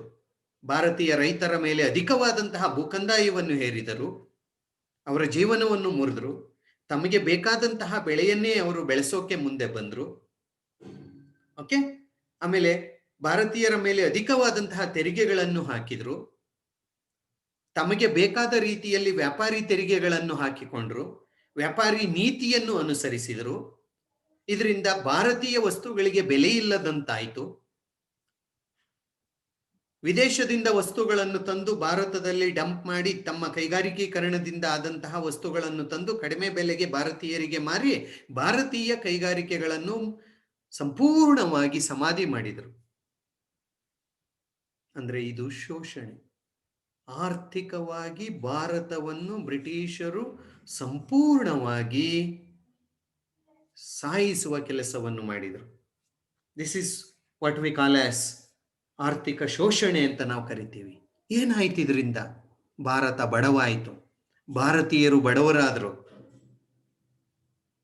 ನಿರುದ್ಯೋಗ ಹೆಚ್ಚಾಯಿತು, ಕ್ಷಾಮ ಡಾಮರಗಳು ಹೆಚ್ಚಾದವು, ಆಹಾರದ ಕೊರತೆ ಉಂಟಾಯಿತು. ಬ್ರಿಟಿಷರ ಈ ಒಂದು ಆಳ್ವಿಕೆಯ ನೀತಿಯಿಂದ, ಅದರಲ್ಲೂ ಭಾರತದ ಸಂಪತ್ತು ನಿರಂತರವಾಗಿ ಇಂಗ್ಲೆಂಡ್ಗೆ ಹರಿದು ಹೋಗ್ತಿತ್ತಲ್ಲ, ಯಾವುದೇ ರೀತಿಯ ಒಂದು ಫಲ ನಮಗೆ ಬರದೆ, ಪ್ರತಿಫಲ ಭಾರತಕ್ಕೆ ಬರದೆ, ಅದು ಭಾರತಕ್ಕೆ ಬಹುದೊಡ್ಡ ಪೆಟ್ಟನ್ನು ಕೊಡ್ತು. ಬಂಡವಾಳ ಶೇಖರಣೆ ಆಗಲೇ ಇಲ್ಲ ಭಾರತದಲ್ಲಿ, ಏಕೆಂದ್ರೆ ಎಲ್ಲ ಸಂಪತ್ತು ಇಂಗ್ಲೆಂಡ್ಗೆ ಹೋಗ್ತಾ ಇದೆ. ಅವ್ರ್ಯಾರು ಇಲ್ಲಿ ಇನ್ವೆಸ್ಟ್ ಮಾಡೋಕೆನೆ ಅವರು ಮುಂದೆ ಇರಲಿಲ್ಲ. ಹೀಗಾಗಿ ಭಾರತದ ಎಲ್ಲಾ ವರ್ಗದ ಜನರ ಒಂದು ಶೋಷಣೆ ಎನ್ನುವುದಾಯಿತು. ಇದನ್ನೇ ನಾವು ಆರ್ಥಿಕ ಶೋಷಣೆ ಅಂತ ನಾವು ಕರಿತೀವಿ. ಇದರಿಂದ ಭಾರತೀಯರಿಗೆ ಅರಿವಾಯಿತು. ದಾದಾಬಾಯಿ ನವರೋಜಿ ಇರ್ಬೋದು, ರಮೇಶ್ ಚಂದ್ರ ದತ್ತ ಇರ್ಬೋದು, ಬಂಕಿಮಚಂದ್ರ ಚಟರ್ಜಿ ಇರಬಹುದು, ಆಮೇಲೆ ಕಾರ್ಲ್ ಮಾರ್ಕ್ಸ್ ಇರ್ಬೋದು, ಮುಂತಾದವರೆಲ್ಲ ಈ ಆರ್ಥಿಕ ಶೋಷಣೆಯನ್ನು ಜನರ ಕಣ್ಣಿಗೆ ಕಟ್ಟುವಂತೆ ಹೇಳಿರು. ನೋಡ್ರಪ್ಪ, ಹಿಂಗ್ ಮಾಡ್ತಾ ಇದ್ದಾರೆ, ಭಾರತದ ಬಡತನಕ್ಕೆ ಶೋಷಣೆಗೆ ಬ್ರಿಟಿಷರೇ ಕಾರಣ ಅಂತ ಹೇಳಿಬಿಟ್ಟು ಅಂಕಿ ಅಂಶಗಳ ಮೂಲಕ ಹೇಳಿದ್ರು. ಆಗ ನಮಗೆ ಜಾಗೃತಿ ಉಂಟಾಯಿತು. ಅದೇ ರಾಷ್ಟ್ರೀಯತೆ. ಸೊ ಆರ್ಥಿಕ ಶೋಷಣೆ ಮತ್ತೊಂದು ಕಾರಣ. ನೆಕ್ಸ್ಟ್ ಒನ್, ಐತಿಹಾಸಿಕ ಸಂಶೋಧನೆಗಳು. ಇದು ಸಹ ತುಂಬಾ ಇಂಪಾರ್ಟೆಂಟ್. ಐತಿಹಾಸಿಕ ಸಂಶೋಧನೆಗಳು ಅಥವಾ ಐತಿಹಾಸಿಕ ಪುನರುಜ್ಜೀವನ ಅಂತ ನಾವು ಹೇಳ್ಬೋದು. ಬ್ರಿಟಿಷರು ಭಾರತಕ್ಕೆ ಬಂದ್ರು, ಭಾರತದಲ್ಲಿ ಆಡಳಿತವನ್ನು ಸ್ಥಾಪನೆ ಮಾಡಿರು. ಅಷ್ಟೇ ಅಲ್ಲ, ಹಲವಾರು ಬ್ರಿಟಿಷರು ತುಂಬಾ ಆಸಕ್ತಿಯಿಂದ ಭಾರತೀಯ ಸಂಸ್ಕೃತಿ ಮತ್ತು ಚರಿತ್ರೆಯನ್ನು ಅಧ್ಯಯನ ಮಾಡೋಕೆ ಶುರು ಮಾಡಿರು. They began to give more interest to Indian history and culture. ಭಾರತೀಯ ಸಂಸ್ಕೃತಿ ಮತ್ತು ಚರಿತ್ರೆಯನ್ನು ಅರ್ಥ ಮಾಡಿಕೊಳ್ಳೋಕೆ, ತಿಳಿದುಕೊಳ್ಳೋಕೆ, ಸಂಶೋಧನೆ ಮಾಡೋಕೆ ಮುಂದಾದ್ರು. ನಿಮಗೆ ಗೊತ್ತಿದೆ, sir William Jones Asiatic society of Bengal ಅಂತ ಹೇಳ್ಬಿಟ್ಟು ಸ್ಥಾಪನೆ ಮಾಡಿರು, ಹೌದಲ್ವಾ? ಪ್ರೊಫೆಸರ್ ಮ್ಯಾಕ್ಸ್ ಮುಲ್ಲರ್ ಅವರು ಭಾರತದ ಸಂಸ್ಕೃತಿಯ ಮೇಲೆ ಸುಮಾರು 10-12 ವಾಲ್ಯೂಮ್ಗಳಲ್ಲಿ ಬರೆದ್ರು. ಓಕೆ. ಆಮೇಲೆ ಯಾರದು ಜೇಮ್ಸ್ ಪ್ರಿನ್ಸಿಪ್ ಎನ್ನುವವರು ಅಶೋಕನ ಶಾಸನಗಳನ್ನು 1827ರಲ್ಲಿಯೇ ಓದಿದರು. ಜೇಮ್ಸ್ ಪ್ರಿನ್ಸಿಪ್ ಎನ್ನುವವರು. ವಿಲ್ಕ್ಸ್ ಎನ್ನುವವರು ಚರಿತ್ರೆಯನ್ನೇ ಬರೆದರು. ಕೋಲ್ಬ್ರೂಕ್, H.H. Wilson, Cunningham. Okay. Harappa ಸಂಸ್ಕೃತಿಯ ಸಂಶೋಧನೆಯಲ್ಲಿ ಕನಿಂಗ್ಹ್ಯಾಮ್ ಇರ್ಬೋದು, ಸರ್ ಜಾನ್ ಮಾರ್ಷಲ್ ಇರ್ಬೋದು, ಫರ್ಗೂಸನ್ ಇರಬಹುದು. ಇವರೆಲ್ಲ ನಮ್ಮವರೇ ಆದಂತಹ ಭಂಡಾರ್ಕರ್ ಇರಬಹುದು. ಇವರೆಲ್ಲ 19ನೇ ಶತಮಾನದಲ್ಲಿ ಮರೆತು ಹೋಗಿದ್ದಂತಹ ಭಾರತೀಯ ಇತಿಹಾಸ ಮತ್ತು ಸಂಸ್ಕೃತಿಯನ್ನು ಪುನರ್ರಚನೆ ಮಾಡಿದರು, ಪುನಃಶೋಧನೆ ಮಾಡಿದರು, ಜನರ ಮುಂದೆ ಇಟ್ಟರು. ನೋಡ್ರಪ್ಪ, ನಮ್ಮ ಚರಿತ್ರೆ ಹೀಗಿದೆ. ಅಶೋಕ ಮಹಾಶಯ ಇದ್ದ, ಹರಪ್ಪ ನಾಗರಿಕತೆ ಎನ್ನುವುದಿತ್ತು, ಗುಪ್ತರ ಕಾಲ ಸುವರ್ಣ ಯುಗವಾಗಿತ್ತು. ಆಗಿತ್ತೋ ಬಿಟ್ಟಿತ್ತೋ ಅದು ಬೇರೆ ವಿಚಾರ, ಆದರೆ ಆ ರೀತಿಯಲ್ಲಿ ಇತ್ತು. ನಮ್ಮ ಪ್ರಾಚೀನ ಸಂಸ್ಕೃತಿ ಎನ್ನುವುದು ಹೀಗಿತ್ತು ಎನ್ನುವ ವಿಚಾರವನ್ನು ಜನರ ಮುಂದೆ ಇಟ್ಟರು. ಆಗ ನಮಗೆ ನಮ್ಮ ಪುರಾತನ ಸಂಸ್ಕೃತಿಯ ಬಗ್ಗೆ, ವೇದಗಳ ಕಾಲದಲ್ಲಿ ಜನ ಹೀಗಿದ್ದು, ವೈದಿಕ ಗ್ರಂಥಗಳು ಹೀಗಿದ್ದಾವೆ, ಇಷ್ಟೊಂದು ಜ್ಞಾನವನ್ನು ಅವು ನಮಗೆ ಕೊಡ್ತವೆ. ಈ ಎಲ್ಲಾ ವಿಚಾರಗಳನ್ನು ಜನರ ಮುಂದೆ ಇಟ್ಟಾಗ ನಮ್ಮಲ್ಲಿ ಒಂದು ರೀತಿಯ ಹೆಮ್ಮೆಯ ಭಾವನೆ ನಮ್ಮಲ್ಲಿ ಮೂಡ್ತು. ಭೂ ಉತ್ಖನನಗಳಾದವು. ಹರಪ್ಪ ನಾಗರಿಕತೆ ಬಂದಿದ್ದಷ್ಟೇ ಅಲ್ಲ, ಬೇರೆ ಬೇರೆ ನಳಂದ ವಿಶ್ವವಿದ್ಯಾನಿಲಯ ಇತ್ತು ಅಂತ ನಮಗೆ ಗೊತ್ತೇ ಇರಲಿಲ್ಲ, ಮರ್ತೋಗಿದ್ದು ನಾವು. ಭೂ ಉತ್ಖನನಗಳಾದವು. ಈ ಐತಿಹಾಸಿಕ ಮತ್ತು ಸಾಂಸ್ಕೃತಿಕ ಪುನರುಜ್ಜೀವನ ಎನ್ನುವುದೇನಾಯಿತು, ಕಾಳಿದಾಸನ ಕೃತಿಗಳನ್ನು ಅವರು ಓದಿ ತರ್ಜಿಮೆ ಮಾಡೋಕೆ ಶುರು ಮಾಡಿರು, ವಿಲಿಯಂ ಜೋನ್ಸ್. ಆಗ ನಮಗೆ ನಮ್ಮ ಪುರಾತನ ಚರಿತ್ರೆ, ಇತಿಹಾಸ ಇಷ್ಟು ಅದ್ಭುತವಾಗಿದೆ. ಶಾಸನಗಳು, BL ರೈಸ್ ಇರ್ಬೋದು, JF ಫ್ಲೀಟ್ ಇರಬಹುದು, ಇವರೆಲ್ಲ ಶಾಸನಗಳನ್ನು ಕಲೆ ಹಾಕಿರು, ನಮ್ಮ ಚರಿತ್ರೆಯನ್ನು ಶಾಸನಗಳ ಮೂಲಕ ಹೇಳೋಕೆ ಶುರು ಮಾಡಿರು. ಸೊ ಇದರಿಂದ ನಮ್ಮ ಪುರಾತನ ಸಂಸ್ಕೃತಿ ಎನ್ನುವುದು ನಮಗೆ ಅರ್ಥವಾಗೋಕೆ ಶುರುವಾಯಿತು. ಇದು ನಮಗೆ ಹೆಮ್ಮೆಯನ್ನು ಮೂಡಿಸ್ತು. ಹೌದು, ನಮ್ಮ ಸಂಸ್ಕೃತಿ ಇಷ್ಟು ಪುರಾತನವಾಗಿದೆ. ಹಾಗಾಗಿ ನಮ್ಮಲ್ಲಿ ಆ ಒಂದು ರಾಷ್ಟ್ರೀಯತೆ ಎನ್ನುವುದು ಮೂಡೋಕೆ ದಾರಿ ಮಾಡಿಕೊಡ್ತು. ನಮ್ಮ ಬೆನ್ನ ನಾವೇ ತಟ್ಕೊಳಕ್ ಶುರು ಮಾಡ್ದೋ. ಓ, ನಾವು ಹೀಗಿದ್ದೋ, ನಮ್ಮ ಜನ ಹೀಗಿದ್ರು, ನಮ್ಮ ಸಂಸ್ಕೃತಿ ಹಾಗಿದೆ ಅಂತ ಹೇಳಿಬಿಟ್ಟು. ಇದು ರಾಷ್ಟ್ರೀಯತೆಯ ಏಳಿಗೆಗೆ ಒಂದು ಪ್ರಮುಖವಾದಂತಹ ಒಂದು ಕಾರಣ. ಸೊ ನೀವು ಆ ವ್ಯಕ್ತಿಗಳು ಏನ್ ಮಾಡಿರು, ಪುರಾತನ ಭವ್ಯ ಪರಂಪರೆಯನ್ನು ತಿಳಿಸೋಕೆ ಏನೆಲ್ಲ ಕೆಲಸ ಮಾಡಿರೋ ಅವ್ರ ಹೆಸರೆಲ್ಲ ಇಲ್ಲಿ ಬರೀಬೇಕಾಗುತ್ತೆ. ಕೆಲವರ ಹೆಸರನ್ನು ಸರ್ ಜಾನ್ ಮಾರ್ಷಲ್, ಕನಿಂಗ್ಹ್ಯಾಮ್ ಇರ್ಬೋದು, ಸರ್ ವಿಲಿಯಂ ಜೋನ್ಸ್ ಇರ್ಬೋದು, ಪ್ರಿನ್ಸಿಪ್ ಇರ್ಬೋದು, ಇವರ ಹೆಸರೆಲ್ಲವನ್ನು, ಮ್ಯಾಕ್ಸ್ ಮುಲ್ಲರ್ ಇರಬಹುದು. ವೇದಗಳ ಕಾಲದ ಬಗ್ಗೆ ಋಗ್ವೇದವನ್ನು ಅವ್ರು ಹೇಳ್ತಾರೆ ಮನುಕುಲದ ಮೊದಲ ಗ್ರಂಥ ಅಂತ ಹೇಳ್ತಾರೆ. ಮ್ಯಾಕ್ಸ್ ಮುಲ್ಲರ್ ಅವರು ಋಗ್ವೇದವನ್ನು ಮನುಕುಲದ ಮೊದಲ ಗ್ರಂಥ ಅಂತ ಹೇಳ್ತಾರೆ. ಜಸ್ಟ್ ಅರ್ಥ ಮಾಡ್ಕೊಳ್ಳಿ, ನಾವ್ಯಾರು ಹೇಳಲಿಲ್ಲ, ಅವರು ಹೇಳಿರು. ನಮ್ಮ ಸಂಸ್ಕೃತಿಯ ಬಗ್ಗೆ ಹೆಚ್ಚು ಅಧ್ಯಯನ ಮಾಡಿ ನಮ್ಮ ಮುಂದೆ ಬಿಟ್ಟೋದವರು ಅವರು. ನಾವಿವತ್ತೇನು ಮಾಡ್ತಾ ಇಲ್ಲ, ನಾವೆಲ್ಲವನ್ನು ಹಾಳು ಮಾಡುವ ಪ್ರಯತ್ನವನ್ನು ನಾವು ಮಾಡ್ತಾ ಇದ್ದೇವೆ. ಇರ್ಲಿ, ಅದ್ರ ಬಗ್ಗೆ ಚರ್ಚೆ ಈಗ ಬೇಡ. ಸೊ ಪುರಾತನ ಸಂಸ್ಕೃತಿ ಪುನರುಜ್ಜೀವನದ ಒಂದು ಕಾರಣ. ನೆಕ್ಸ್ಟ್ ಒನ್, ದೇಶೀಯ ಸಾಹಿತ್ಯ. 19ನೇ ಶತಮಾನದಲ್ಲಿ ಆದಂತಹ ಈ ಒಂದು ಸಾಹಿತ್ಯ ರಚನೆ ಭಾರತೀಯರಲ್ಲಿ ರಾಷ್ಟ್ರೀಯತೆಯನ್ನು ಮೂಡಿಸುವಲ್ಲಿ ಬಹುದೊಡ್ಡ ಪಾತ್ರವನ್ನು ಮಾಡ್ತು ಎನ್ನುವುದರಲ್ಲಿ ಎರಡು ಮಾತಿಲ್ಲ. ಏನದು? ದೇಶೀಯ ಸಾಹಿತ್ಯ ಅಂತ ಹೇಳಿಬಿಟ್ಟು. ರೈಟ್. ಹಲವಾರು ಸಾಹಿತಿಗಳು ತಮ್ಮ ಒಂದು ಬರವಣಿಗೆಗಳ ಮೂಲಕ ಜನರಲ್ಲಿ ರಾಷ್ಟ್ರೀಯ ಪ್ರಜ್ಞೆ, ಜಾಗೃತಿ ಮತ್ತು ರಾಷ್ಟ್ರೀಯತೆ ಎನ್ನುವುದು ಮೂಡಿಸುವಲ್ಲಿ ಅವರು ಯಶಸ್ವಿಯಾದರು. ಉದಾಹರಣೆಗೆ ಬಂಕಿಮಚಂದ್ರ ಚಟರ್ಜಿ ಅವರಿರಬಹುದು,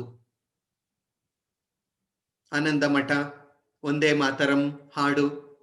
ಓಕೆ, ಆಮೇಲೆ ರವೀಂದ್ರನಾಥ್ ಟ್ಯಾಗೂರರ ಬರವಣಿಗೆಗಳಿರಬಹುದು, ಈಶ್ವರಚಂದ್ರ ವಿದ್ಯಾಸಾಗರರ ಬರವಣಿಗೆ ಇರಬಹುದು, ಪ್ರೇಮಚಂದರ ಬರವಣಿಗೆಗಳಿರ್ಬೋದು, ದೀನಬಂಧು ಮಿತ್ರರವರ ಬರವಣಿಗೆಗಳಿರ್ಬೋದು, ಅರವಿಂದ್ ಘೋಷರ ಬರವಣಿಗೆಗಳಿರ್ಬೋದು, MG ರಾನಡೆ, ಮಹದೇವ ಗೋವಿಂದ ರಾನಡೆ ಮಹಾರಾಷ್ಟ್ರದ ಒಬ್ಬ ವ್ಯಕ್ತಿ, ಅವರ ಒಂದು ಬರವಣಿಗೆಗಳಿರ್ಬೋದು, ಭಂಡಾರ್ಕರ್ ಅವರ ಒಂದು ಬರವಣಿಗೆಗಳಿರ್ಬೋದು, ಆಮೇಲೆ ಸುಬ್ರಹ್ಮಣ್ಯ ಭಾರತಿಯವರ ಒಂದು ಬರವಣಿಗೆಗಳಿರ್ಬೋದು. ಇವೆಲ್ಲವೂ ಸಹ ಅಂದ್ರೆ ನಾನೇನು ಹೇಳ್ತಾ ಇದ್ದೀನಿ, ಈ ಒಂದು ಸಾಹಿತ್ಯ, ಅವರ ಒಂದು ಸಾಹಿತ್ಯ ರಚನೆ, ಸಾಹಿತ್ಯ ಭಾರತೀಯರಲ್ಲಿ ರಾಷ್ಟ್ರೀಯ ಪ್ರಜ್ಞೆ ಎನ್ನುವುದು ಬೆಳೆಯೋಕೆ ಕಾರಣವಾಯಿತು. ದೀನಬಂಧು ಮಿತ್ರ ನೀಲಿ ದರ್ಪಣ್ ಎನ್ನುವಂತಹ ಒಂದು ಕೃತಿಯನ್ನು ಬರೆದು, ನೀಲ್ ದರ್ಪಣ್ ಎನ್ನುವಂತಹ ಕೃತಿಯನ್ನು ಬರೆದು ಬಂಗಾಳದಲ್ಲಿ ನೀಲಿ ಬೆಳೆಗಾರರ ಒಂದು ಸಂಕಷ್ಟವನ್ನು ಜನರ ಮುಂದೆ ಇಟ್ರು.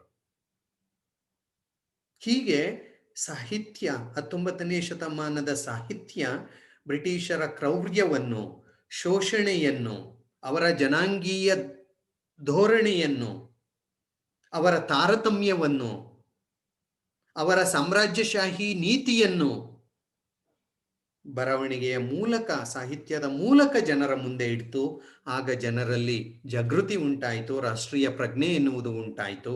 ಅದನ್ನೇ ನಾವು ರಾಷ್ಟ್ರೀಯತೆ ಅಂತ ನಾವು ಹೇಳ್ತೇವೆ. ಸೊ ಸಾಹಿತ್ಯದ ಜೊತೆಗೆ ದೇಶಭಕ್ತಿ ಗೀತೆಗಳು, ಓಕೆ, ಆ ದೇಶಭಕ್ತಿ ಗೀತೆಗಳು ಸಹ ಜನರಲ್ಲಿ ರಾಷ್ಟ್ರೀಯ ಪ್ರಜ್ಞೆ ಎನ್ನುವುದು ಮೂಡೋಕೆ ಸಾಧ್ಯವಾಯಿತು. Okay, right. ನೆಕ್ಸ್ಟ್ ಒನ್, ಪತ್ರಿಕೆಗಳ ಪಾತ್ರ, ವೃತ್ತ ಪತ್ರಿಕೆಗಳ ಪಾತ್ರ, ನ್ಯೂಸ್ ಪೇಪರ್ಸ್ ಅಂತ ಹೇಳ್ತೀವಲ್ವಾ. ಓಕೆ, ವೃತ್ತ ಪತ್ರಿಕೆಗಳು ಸಹ ಭಾರತೀಯರಲ್ಲಿ ರಾಷ್ಟ್ರೀಯತೆ ಎನ್ನುವುದು ಬೆಳೆಯೋಕೆ ಕಾರಣ, ರಾಷ್ಟ್ರೀಯ ಪ್ರಜ್ಞೆ ಎನ್ನುವುದು ಬೆಳೆಯೋಕೆ ಕಾರಣ. ಬ್ರಿಟಿಷರೇ ವೃತ್ತಪತ್ರಿಕೆಗಳನ್ನು ಭಾರತದಲ್ಲಿ ಜಾರಿಗೆ ತಂದದ್ದು, ಅವರೇ ಮೊದಲಿಗರು. ಓಕೆ, ಬೆಂಗಾಲ್ ಗೆಜೆಟ್ ಎನ್ನುವುದು ಮೊಟ್ಟ ಮೊದಲ ವೃತ್ತಪತ್ರಿಕೆ ಭಾರತದಲ್ಲಿ ಬಂದದ್ದು. ಆಗಸ್ಟಸ್ ಹೀಕೆ ಅಂತ ಯಾರೋ ಒಬ್ಬ ಬ್ರಿಟಿಷ್ ವ್ಯಕ್ತಿ, ಬೆಂಗಾಲ್ ಗೆಜೆಟ್ ಎನ್ನುವುದು ಮೊಟ್ಟ ಮೊದಲ ಒಂದು ಪತ್ರಿಕೆ ಭಾರತದಲ್ಲಿ, ಬ್ರಿಟಿಷರೇ ಮೊದಲು ತಂದದ್ದು. ಆಮೇಲೆ ಭಾರತೀಯರು ಸಹ ವೃತ್ತಪತ್ರಿಕೆಗಳನ್ನು ದೇಶೀಯ ಭಾಷೆಗಳಲ್ಲಿ ತರೋಕೆ ಆರಂಭ ಮಾಡಿರು. ಸೊ 19ನೇ ಶತಮಾನದ ಕೊನೆಯ ಹೊತ್ತಿಗೆ ನೂರಾರು ವೃತ್ತಪತ್ರಿಕೆಗಳು ಭಾರತದಲ್ಲಿ ಇದ್ದು, ಬ್ರಿಟಿಷರ ಪತ್ರಿಕೆಗಳು ಇದ್ದು, ಭಾರತೀಯರು ತರ್ತಿದ್ದಂತಹ ಪತ್ರಿಕೆಗಳು ಇದ್ದು. ಈ ಒಂದು ಪತ್ರಿಕೆಗಳು ಸಹ ಜನರಲ್ಲಿ ರಾಷ್ಟ್ರೀಯ ಮನೋಭಾವ ಎನ್ನುವುದು ಮೂಡಿಸುವಲ್ಲಿ ಮತ್ತು ರಾಷ್ಟ್ರ ನಿರ್ಮಾಣದಲ್ಲಿ ನಾವೆಲ್ಲರೂ ಪಾಲ್ಗೊಳ್ಳಬೇಕು ಅಂತ ಜನರಲ್ಲಿ ಕರೆ ಕೊಡುವಂತಹ ಕೆಲಸವನ್ನು ಅವು ಮಾಡ್ದೋ. ಬ್ರಿಟಿಷರ ಒಡೆದು ಆಳುವ ನೀತಿಯನ್ನು, ಬ್ರಿಟಿಷರ ತಾರತಮ್ಯವನ್ನು, ಜನಾಂಗೀಯ ನೀತಿಯನ್ನು ತಮ್ಮ ಪತ್ರಿಕೆಗಳಲ್ಲಿ ಅವು ಪ್ರಕಟ ಮಾಡ್ದವು. ಸಾರ್ವಜನಿಕ ಅಭಿಪ್ರಾಯವನ್ನು ಮೂಡಿಸುವಲ್ಲಿ ಅವು ಯಶಸ್ವಿಯಾದವು. ಅವರ ದಬ್ಬಾಳಿಕೆ, ಅವರ ಶೋಷಣೆ, ಅವರ ದುರಾಡಳಿತ, ಇವುಗಳನ್ನೆಲ್ಲ ಅವು ಖಂಡಿಸಿದವು. ದೇ ರೋಟ್, ಭಯವಿಲ್ಲದೆ ಬರೆದ್ರು. ಆಗ ಬ್ರಿಟಿಷರ ವಿರುದ್ಧ ಬರೆದ್ರೆ ಪೇಪರನ್ನೇ ನಿಲ್ಲಿಸ್ತಾರೆ, ಠೇವಣಿಯನ್ನು ಕಿತ್ಕೊಳ್ತಾರೆ, ಪ್ರೆಸ್ಸನ್ನೇ ನಿಲ್ಲಿಸಿಬಿಡ್ತಾರೆ ಅನ್ನುವ ಭಯ ಇತ್ತು, ಅರೆಸ್ಟ್ ಮಾಡ್ತಾರೆ, ಎಲ್ಲ ಭಯ ಇತ್ತು. ಆದರೂ ಬರೀತಾ ಇದ್ರು. ಅಂದ್ರೆ ಅದು ದೇಶಭಕ್ತಿ. ಅದು ದೇಶಭಕ್ತಿ ಅಂದ್ರೆ ನನಗೇನಾದ್ರೂ ಪರವಾಗಿಲ್ಲ, ನಾನು ಬ್ರಿಟಿಷರ ಶೋಷಣೆಯನ್ನು ನನ್ನ ಪತ್ರಿಕೆಯ ಮೂಲಕ ಜನರ ಮುಂದೆ ಇಡ್ತೀನಿ ಎನ್ನುವಂತಹ ಕೆಲಸವನ್ನು ಮಾಡಿರಲ್ವಾ. That is what nationalism. So ಈ ಪತ್ರಿಕೆಗಳು, ನಾನು ಒಂದು ಪಟ್ಟಿಯನ್ನೇ ಕೊಡ್ತೀನಿ. ಅಮೃತ್ ಬಜಾರ್ ಪತ್ರಿಕೆ ಇರಬಹುದು, ಅಮೃತ್ ಬಜಾರ್ ಪತ್ರಿಕೆ, Bengali gazetteer, Indian mirror, Bombay Chronicle, the Hindu, ಇವತ್ತಿಗೂ ಬರ್ತಾ ಇದೆ ಹಿಂದೂ ಪತ್ರಿಕೆ. ಆಮೇಲೆ ತಿಲಕರ ಕೇಸರಿ ಮತ್ತು ಮರಾಠ ಪತ್ರಿಕೆಗಳು, ಕೋಹಿನೂರ್, ಓಕೆ, ಆಮೇಲೆ ಇಂಡಿಯನ್ ಹೆರಾಲ್ಡ್, ಸ್ವದೇಶಿ ಮಿತ್ರ, ಜ್ಞಾನಪ್ರಕಾಶ, ಹಿಂದೂ ಪೇಟ್ರಿಯಾಟ್, ಜಯಪ್ರಕಾಶ್, ರಾಜಾರಾಮ್ ಮೋಹನ್ ರಾಯರ ಸಂವಾದ ಕೌಮುದಿ. ಇವೆಲ್ಲ ತುಂಬಾ ಪ್ರಮುಖವಾದಂತಹ ಒಂದು ಪತ್ರಿಕೆಗಳು. 19ನೇ ಶತಮಾನದ ಕೊನೆಯ ಭಾಗದಲ್ಲಿ ಭಾರತದಲ್ಲಿದ್ದಂತಹ ಪತ್ರಿಕೆಗಳು ಇವು ಬ್ರಿಟಿಷರ ವಿರುದ್ಧ ಬರೆದು ಭಾರತೀಯರಲ್ಲಿ ರಾಷ್ಟ್ರೀಯ ಪ್ರಜ್ಞೆ ಜಾಗೃತಿ ಎನ್ನುವುದು ಬರೋಕೆ ಕಾರಣವಾಯಿತು ಅಂತ ನಾವು ಹೇಳಬಹುದು. ರಾಜಾರಾಮ್ ಮೋಹನ್ ರಾಯ್ ಹಲವಾರು ಪತ್ರಿಕೆಗಳನ್ನು ಜಾರಿಗೆ ತಂದರು. ಪತ್ರಿಕೋದ್ಯಮದಲ್ಲಿಯೂ ಅವರು ಕೆಲಸವನ್ನು ಮಾಡಿದರು. ಹಾಗಾಗಿ ಆ ಪತ್ರಿಕೆಗಳ ಮೂಲಕ ಜನರಲ್ಲಿ ಜಾಗೃತಿಯನ್ನು ಮೂಡಿಸುವಂತಹ ಕೆಲಸವನ್ನು ಅವರೆಲ್ಲರೂ ಸಹ ಮಾಡಿದ್ರು. ನೆಕ್ಸ್ಟ್ ಒನ್, ವಿದೇಶಗಳ ಸ್ವಾತಂತ್ರ್ಯ ಹೋರಾಟಗಳು ಅಥವಾ ವಿದೇಶಗಳಲ್ಲಿ ಆದಂತಹ ಚಳುವಳಿಗಳು. ಇವತ್ತಿಗಾಗಲೇ ಪ್ರಪಂಚದ ಬೇರೆ ಬೇರೆ ದೇಶಗಳಲ್ಲಿ ಹಲವಾರು ಚಳುವಳಿಗಳು, ಹೋರಾಟಗಳು ನಡೀತಾ ಇದ್ದು. ಆ ಚಳುವಳಿಗಳ ಪ್ರಭಾವ ಭಾರತೀಯರ ಮೇಲೆ ಆಯಿತು. ಹೊರದೇಶಗಳ, ವಿದೇಶಗಳ ಒಂದು ಏನದು ಸ್ವತಂತ್ರ ಚಳುವಳಿ ಅಂತ ನಾವು ಹೇಳ್ಬೋದು. ಪ್ರಮುಖವಾಗಿ 1776ರ ಘಟ್ಟದಲ್ಲಿ ಆದಂತಹ ಅಮೆರಿಕದ ಸ್ವತಂತ್ರ ಚಳುವಳಿ, ಇಟಲಿಯ ಏಕೀಕರಣ ಚಳುವಳಿ, ಜರ್ಮನಿಯ ಏಕೀಕರಣ ಚಳುವಳಿ, ಗ್ರೀಸ್ನ ಸ್ವತಂತ್ರ ಹೋರಾಟ, ಹೀಗೆ ಆಮೇಲೆ 1789ರ ಫ್ರಾನ್ಸಿನ ಕ್ರಾಂತಿ. ಅದು ಸ್ವತಂತ್ರ ಹೋರಾಟ ಏನಲ್ಲ, ಒಂದ್ ರೀತಿ ಸ್ವತಂತ್ರ ಹೋರಾಟವೇ ಅದು. ಬೋರ್ಬೋನ್ ಮನೆತನದ ಅಧೀನದಿಂದ ಸ್ವತಂತ್ರರಾಗಬೇಕು ನಾವು ಅಂತ ಹೇಳಿಬಿಟ್ಟು. ಸೊ ಈ ರೀತಿಯ ಒಂದು ಹೋರಾಟಗಳು, ಎಸ್ಪೆಷಲಿ ಫ್ರೆಂಚ್ ಕ್ರಾಂತಿ, ಫ್ರಾನ್ಸಿನ ಕ್ರಾಂತಿ. ಏಕೆಂದ್ರೆ ಫ್ರಾನ್ಸಿನ ಕ್ರಾಂತಿ ಇಡೀ ಪ್ರಪಂಚಕ್ಕೆ ಸ್ವಾತಂತ್ರ್ಯ, ಸಮಾನತೆ ಮತ್ತು ಭ್ರಾತೃತ್ವ ಎನ್ನುವ ವಿಚಾರಗಳನ್ನು ಇಡೀ ಪ್ರಪಂಚಕ್ಕೆ ಕೊಟ್ಟಿದ್ದು ಫ್ರೆಂಚ್ ಕ್ರಾಂತಿ. ಸೊ ಈ ಅಮೆರಿಕದ ಸ್ವತಂತ್ರ ಚಳುವಳಿ, ಇಟಲಿಯ ಏಕೀಕರಣ, ಜರ್ಮನಿಯ ಏಕೀಕರಣ, ಫ್ರಾನ್ಸಿನ ಕ್ರಾಂತಿ, ಗ್ರೀಸ್ನ ಸ್ವತಂತ್ರ ಹೋರಾಟ, ಇವೆಲ್ಲವೂ ನಮ್ಮ ಜನರಲ್ಲಿ ಅವರೆಲ್ಲ ಹೋರಾಡುತ್ತಿದ್ದಾರೆ. ಏನಕ್ಕೆ? ಸ್ವಾತಂತ್ರ್ಯಕ್ಕೆ, ರಾಜಕೀಯ ಹಕ್ಕುಗಳಿಗಾಗಿ ಹೋರಾಟ ಮಾಡ್ತಾ ಇದ್ದಾರೆ. ನಾವು ಹೋರಾಟ ಮಾಡ್ತಾ ಇಲ್ವಲ್ಲ, ನಾವು ಹಾಗೇ ಇದ್ದೀವಲ್ಲ. ನಾವು ಏನದು ಬ್ರಿಟಿಷರ ದಮನಕಾರಿ ಧೋರಣೆಯಲ್ಲಿಯೇ ಅಡಿಯಾಳಾಗಿದ್ದೀವಲ್ಲ ಎನ್ನುವ ಒಂದು ಮನೋಭಾವ ಭಾರತೀಯರಲ್ಲಿ ಬರೋಕೆ ಶುರುವಾಯಿತು. ಅದೇ ರಾಷ್ಟ್ರೀಯತೆ. Okay, right. ಸೊ ಹೊರದೇಶಗಳಲ್ಲಾದಂತಹ ಸ್ವತಂತ್ರ ಚಳುವಳಿಗಳು ಮತ್ತು ಆ ಒಂದು ನಾಯಕರುಗಳ ಒಂದು ಪ್ರಭಾವ, ಗ್ಯಾರಿಬಾಲ್ಡೆ ಇರ್ಬೋದು, ಮ್ಯಾಜಿನಿ ಇರ್ಬೋದು, ಫ್ರೆಂಚ್ ಕ್ರಾಂತಿಯ ಪ್ರಮುಖರ ಒಂದು ವಿಚಾರಗಳು ಇರಬಹುದು, ಭಾರತೀಯರಲ್ಲಿ ಆ ಒಂದು ರಾಷ್ಟ್ರೀಯ ಮನೋಭಾವ ಎನ್ನುವುದು ಬೆಳೆಯೋಕೆ ದಾರಿಯನ್ನು ಮಾಡಿಕೊಡ್ತು, ಪ್ರಭಾವವನ್ನು ಮಾಡ್ದೋ ಅಂತ ನಾವು ಹೇಳಬಹುದು. ಓಕೆ, ಅದಲ್ಲದೆ ನೆಕ್ಸ್ಟ್ ಒನ್, ಬ್ರಿಟಿಷರ ಜನಾಂಗೀಯ ಧೋರಣೆ. ನೆಕ್ಸ್ಟ್ ಪಾಯಿಂಟ್ ಬಂದು ಬ್ರಿಟಿಷರ ಜನಾಂಗೀಯ ಧೋರಣೆ, the racial policy of the British. ಬ್ರಿಟಿಷರ ಜನಾಂಗೀಯ ಧೋರಣೆ ಇದಾಗಲೇ ನಿಮಗೆ ಗೊತ್ತಿದೆ, ಸಾಕಷ್ಟು ಮಾತನಾಡಿದೀವಿ ಇದ್ರ ಬಗ್ಗೆ. ಬ್ರಿಟಿಷರು ತಮ್ಮನ್ನು ತಾವು ನಾಗರಿಕರು ಅಂತ ತಿಳ್ಕೊಂಡಿದ್ರು, ಬಿಳಿಯ ಚರ್ಮದವರು ಅಂತ ತಿಳ್ಕೊಂಡಿದ್ರು, ನಮ್ಮನ್ನು ನಾವು ಶ್ರೇಷ್ಠರು ಅಂತ ತಿಳ್ಕೊಂಡಿದ್ರು. Well, they thought like that. ನಾವು ಶ್ರೇಷ್ಠರು ಅಂತ ಅವ್ರು ಅನ್ಕೊಂಡಿದ್ರು. ನಾವು ಅನಾಗರಿಕರು. ಯಾರು? ಭಾರತೀಯರು ಅನಾಗರಿಕರು, ಕಪ್ಪು ಜನರು, ಸಂಸ್ಕೃತಿ ಎನ್ನುವುದೇ ಇಲ್ಲ. ನಮ್ಮನ್ನು they use to call us as snake charmers, ಆವಾಡ್ಸೋ ಜನ ಅಂತ ಕರೆಯೋರು, ಸ್ನೇಕ್ ಚಾರ್ಮರ್ಸ್ ಅಂತ ಹೇಳೋರು ನಮ್ಮನ್ನು. ಈ ರೀತಿ ಹೀಯಾಳಿಸ್ತಾ ಇದ್ರು, ಜನಾಂಗೀಯವಾಗಿ ಹೀಯಾಳಿಸ್ತಾ ಇದ್ರು. ಸಮಾನತೆ ಎನ್ನುವುದೇ ನಮ್ಗಿರ್ಲಿಲ್ಲ. ಅವ್ರ ಜೊತೆ ನಾವೆಂದಿಗೂ ಸಮಾನರೇ ಅಲ್ಲ ಅಂತ ಅವರು ಹೇಳ್ತಾ ಇದ್ರು. ಜನಾಂಗೀಯವಾಗಿ ನಮ್ಮನ್ನು ನಿಂದನೆ ಮಾಡ್ತಾ ಇದ್ರು. ಕಪ್ಪು ಜನರು, ನಿಗ್ರೋಗಳು ಅಂತ ಹೇಳಿಬಿಟ್ಟು ನಮ್ಮನ್ನು ಏನ್ ಹೇಳ್ತಾರೆ, ತಾರತಮ್ಯ ಮಾಡ್ತಾ ಇದ್ರು. ಮರಕಲ್ಲುಗಳನ್ನು ಪೂಜಿಸುವವರು, ಅನಾಗರಿಕರು, ನಾನಾಗ್ಲೇ ಹೇಳಿನಲ್ಲ, ಸ್ನೇಕ್ ಚಾರ್ಮರ್ಸ್ ಅಂತ ಹೇಳಿಬಿಟ್ಟು. ಹಾಗೆ ಸೊ ಎಲ್ಲಿಯೂ ಸಹ ಸಮಾನತೆ ಇಲ್ಲ. ಫಸ್ಟ್ ಕ್ಲಾಸ್ ರೈಲಲ್ಲಿ ಹೋಗೋಂಗಿಲ್ಲ, ಅವ್ರಿಗಿದ್ದಂತಹ ಪಾರ್ಕಿಗೆ ಹೋಗೋಂಗಿಲ್ಲ, ಅವ್ರ ಹೋಟೆಲ್ಗಳಿಗೆ ನಾವು ಹೋಗೋಂಗಿಲ್ಲ, ಏನೂ ಇಲ್ಲ. We have to be keep ಅಲೂಫ್.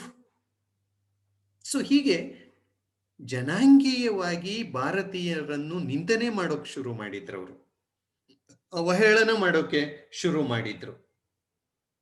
ಹೀಗಾಗಿ ಭಾರತೀಯರಲ್ಲಿ ಬ್ರಿಟಿಷರ ಜನಾಂಗೀಯ ನೀತಿಯ ಬಗ್ಗೆ ಆಕ್ಷೇಪ ಉಂಟಾಯಿತು. ಅದನ್ನು ನಾವು ಖಂಡಿಸೋಕೆ ಆರಂಭ ಮಾಡ್ದೋ, ವಿರೋಧಿಸೋಕೆ ಆರಂಭ ಮಾಡ್ದೋ.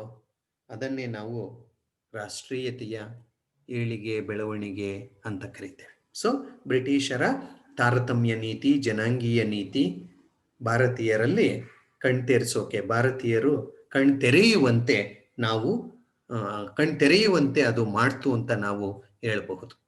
ಓಕೆ, ನೆಕ್ಸ್ಟ್ ಒನ್, ಲಿಟ್ಟನ್ನ ದಮನಕಾರಿ ಆಡಳಿತ.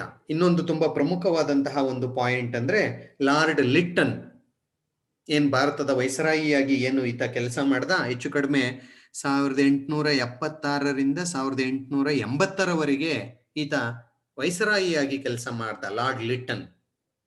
ಎಲ್ಲೋ ಒಂದ್ ಕಡೆ ಇವನ ಒಂದು ಆಳ್ವಿಕೆ ಭಾರತೀಯರಲ್ಲಿ ರಾಷ್ಟ್ರೀಯತೆ ಎನ್ನುವುದು ಹೆಚ್ಚಾಗೋಕೆ, ಬ್ರಿಟಿಷರ ವಿರೋಧಿ ಭಾವನೆ ಬೆಳೆಯೋಕೆ ಹೆಚ್ಚು ದಾರಿ ಮಾಡಿಕೊಡ್ತು ಅಂತ ನಾವು ಹೇಳ್ಬೋದು. ಏಕೆಂದ್ರೆ ಇವನ ಒಂದು ಆಳ್ವಿಕೆಯ ಕಾಲದಲ್ಲಿ ಸಾಕಷ್ಟು ಏನು ಬೆಳವಣಿಗೆಗಳಾದೋ ಆ ಬೆಳವಣಿಗೆಗಳು ಭಾರತೀಯರಲ್ಲಿ ಬ್ರಿಟಿಷ್ ವಿರೋಧಿ ಧೋರಣೆ ಹೆಚ್ಚಾಗೋಕೆ ಕಾರಣವಾಯಿತು. ಏನೆಲ್ಲ ಆಯ್ತು ಹಾಗಾದ್ರೆ ಇವನ ಒಂದು ಆಳ್ವಿಕೆಯ ಕಾಲದಲ್ಲಿ ಅಂದ್ರೆ, ಮೊದಲನೆಯದಾಗಿ ಪತ್ರಿಕೋದ್ಯಮವನ್ನು ದಮನ ಮಾಡೋಕೆ ವರ್ನಾಕ್ಯುಲರ್ ಪ್ರೆಸ್ ಕಾಯಿದೆಯನ್ನು ಜಾರಿಗೆ ತಂದ. ಪತ್ರಿಕೋದ್ಯಮವನ್ನು ದಮನ ಮಾಡಬೇಕು, ಯಾಕೆಂದ್ರೆ ಬ್ರಿಟಿಷರ ವಿರುದ್ಧ ತುಂಬಾ ಬರಿತಾ ಇದ್ದಾರೆ ಈ ಭಾರತೀಯ ಪತ್ರಿಕೆಗಳು ಅಂತ ಹೇಳಿಬಿಟ್ಟು ವರ್ನಾಕ್ಯುಲರ್ ಪ್ರೆಸ್ ಆಕ್ಟ್ ಅಂತ ಜಾರಿಗೆ ತಂದ. ಪತ್ರಿಕೋದ್ಯಮ ಕಾಯ್ದೆ, ಪತ್ರಿಕಾ ಕಾಯ್ದೆಯನ್ನು ಜಾರಿಗೆ ತಂದ. ಪತ್ರಿಕಾ ಕಾಯ್ದೆ ಅಂತ ಬರ್ಕೊಳ್ಳಿ. ಅದು ಭಾರತೀಯರಿಗೆ ವಿರುದ್ಧವಾಗಿತ್ತು. ಆ ಪತ್ರಿಕಾ ಕಾಯ್ದೆಯನ್ನು ಜಾರಿಗೆ ತರುವ ಮೂಲಕ ಭಾರತೀಯರ ಪತ್ರಿಕಾ ಸ್ವತಂತ್ರವನ್ನು ಹರಣ ಮಾಡುವಂತಹ ಕೆಲಸವನ್ನು ಆತ ಮಾಡ್ದ. ಇದನ್ನು ಭಾರತೀಯರು ಏಕಕಂಠದಿಂದ ವಿರೋಧ ಮಾಡಿರು.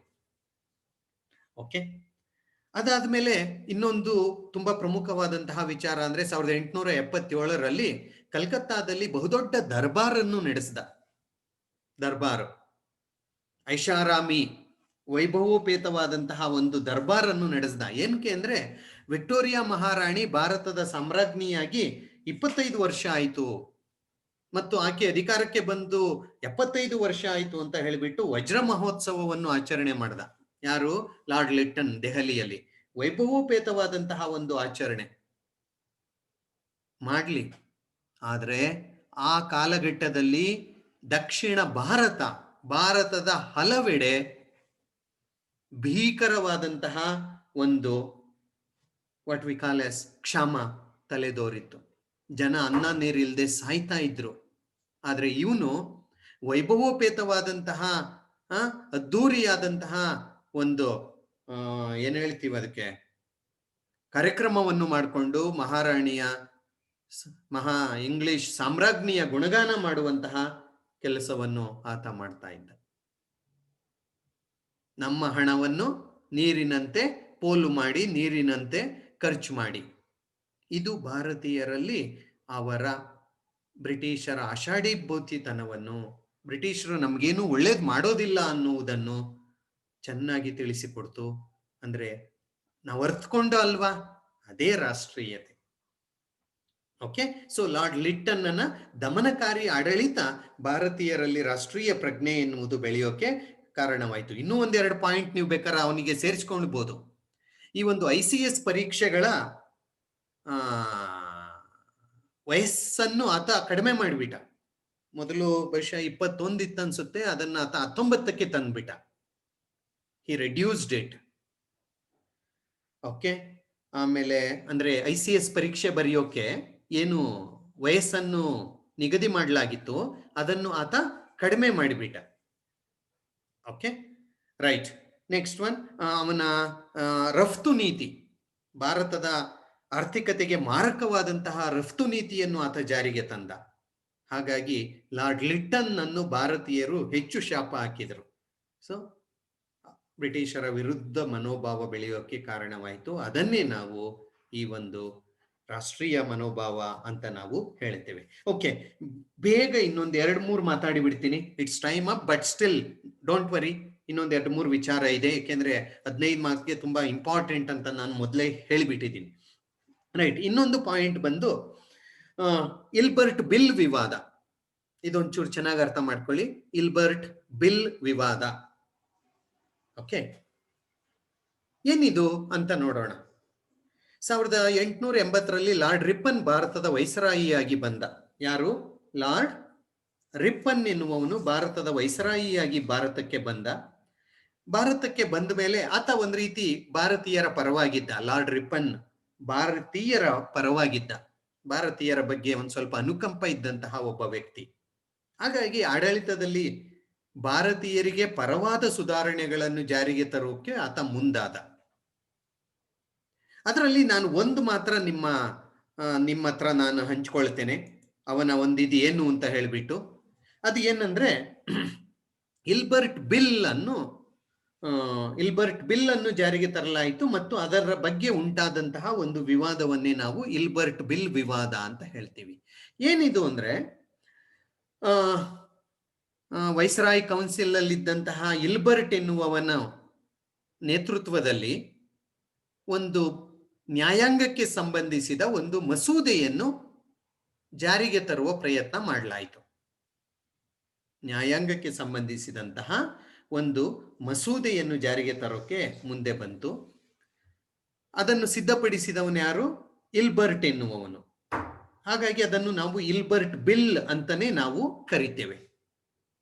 ಸರಿ, ಏನಿತ್ತು ಸರ್ ಇದರಲ್ಲಿ ಏನಿತ್ತು ಅಂದ್ರೆ, ಭಾರತೀಯ ನ್ಯಾಯಾಧೀಶರು ಬ್ರಿಟಿಷ್ ವ್ಯಾಜ್ಯಗಳನ್ನು, ಅಂದ್ರೆ ಬ್ರಿಟಿಷರ ವ್ಯಾಜ್ಯಗಳನ್ನು ವಿಚಾರಣೆ ಮಾಡೋಕೆ ಇದರಲ್ಲಿ ಅನುಮತಿ ಮಾಡಿಕೊಡ್ಲಾಯಿತು. ಓಕೆ, ಮತ್ತೆ ಕ್ಲಿಯರ್ ಆಗಿ ಹೇಳ್ತೀನಿ ಕೇಳಿ. ಬ್ರಿಟಿಷರು ಭಾರತದಲ್ಲಿ ನ್ಯಾಯಾಂಗ ವ್ಯವಸ್ಥೆಯನ್ನು ಜಾರಿಗೆ ತಂದ್ರು, ಹೌದಲ್ವಾ? ಓಕೆ, ಆ ನ್ಯಾಯಾಂಗ ವ್ಯವಸ್ಥೆಯಲ್ಲಿ ಭಾರತೀಯರು ಇದ್ರು, ಅಂದ್ರೆ ಪ್ರಜೆಗಳು ಯಾರಿದ್ದಾರೆ? ಭಾರತೀಯರು ಇದ್ದಾರೆ, ಬಿಳಿಯರು ಇದ್ದಾರೆ, ಹೌದಲ್ವಾ?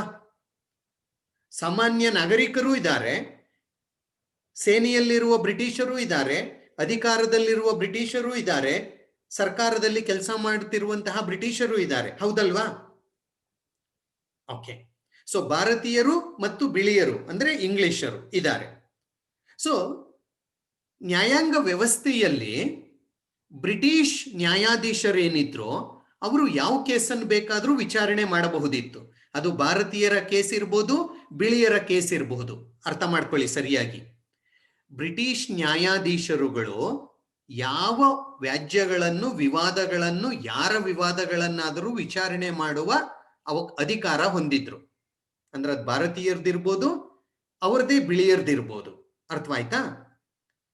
ಆದರೆ ಭಾರತೀಯ ನ್ಯಾಯಾಧೀಶರಿದ್ರಲ್ಲ, ನ್ಯಾಯಾಂಗ ವ್ಯವಸ್ಥೆಯಲ್ಲಿ ಭಾರತೀಯರು ಓದಿ ನ್ಯಾಯಾಧೀಶರು ಆದರು. ಆದರೆ ಆ ಭಾರತೀಯ ನ್ಯಾಯಾಧೀಶರುಗಳು ಬಿಳಿಯರ ವಿಚಾರಗಳನ್ನು ವಿಚಾರಣೆ ಮಾಡುವಂತಿರಲಿಲ್ಲ. ಯುರೋಪಿಯನ್ನರ ವಿವಾದಗಳನ್ನು ಭಾರತೀಯ ನ್ಯಾಯಾಧೀಶರು ವಿಚಾರಣೆ ಮಾಡಿ ತೀರ್ಮಾನ ಕೊಡುವ ಅವಕಾಶ ಇರಲಿಲ್ಲ. ಅರ್ಥವಾಯ್ತಾ?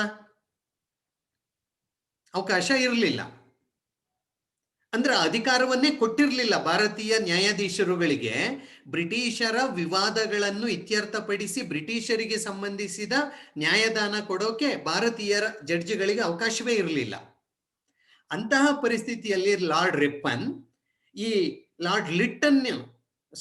ಇಲ್ಬರ್ಟ್ ಎನ್ನುವವನ ನೇತೃತ್ವದಲ್ಲಿ ಒಂದು ಸಮಿತಿಯನ್ನು ರಚಿಸಿ ಆತ ಭಾರತೀಯ ನ್ಯಾಯಾಧೀಶರುಗಳಿಗೂ ಯುರೋಪಿಯನ್ನರ ಕಾಯಿದೆಗಳನ್ನು, ಯುರೋಪಿಯನ್ನರ ಮೊಕದ್ದಮೆಗಳನ್ನು ವಿಚಾರಣೆ ಮಾಡೋಕೆ ಅವಕಾಶ ಮಾಡಿಕೊಟ್ಟ. Hope you have understood. ಅರ್ಥವಾಯ್ತು ಅನ್ಸುತ್ತೆ. ಭಾರತೀಯ ನ್ಯಾಯಾಧೀಶರಿಗೆ ಇಷ್ಟು ದಿನ ಇಲ್ಲದಂತಹ ಅಧಿಕಾರವನ್ನು ಕೊಡೋಕೆ ರಿಪ್ಪನ್ ಮುಂದೆ ಬಂದು ಈ ಒಂದು ಇಲ್ಬರ್ಟ್ ಮಸೂದೆಯನ್ನು ಜಾರಿಗೆ ತಂದ.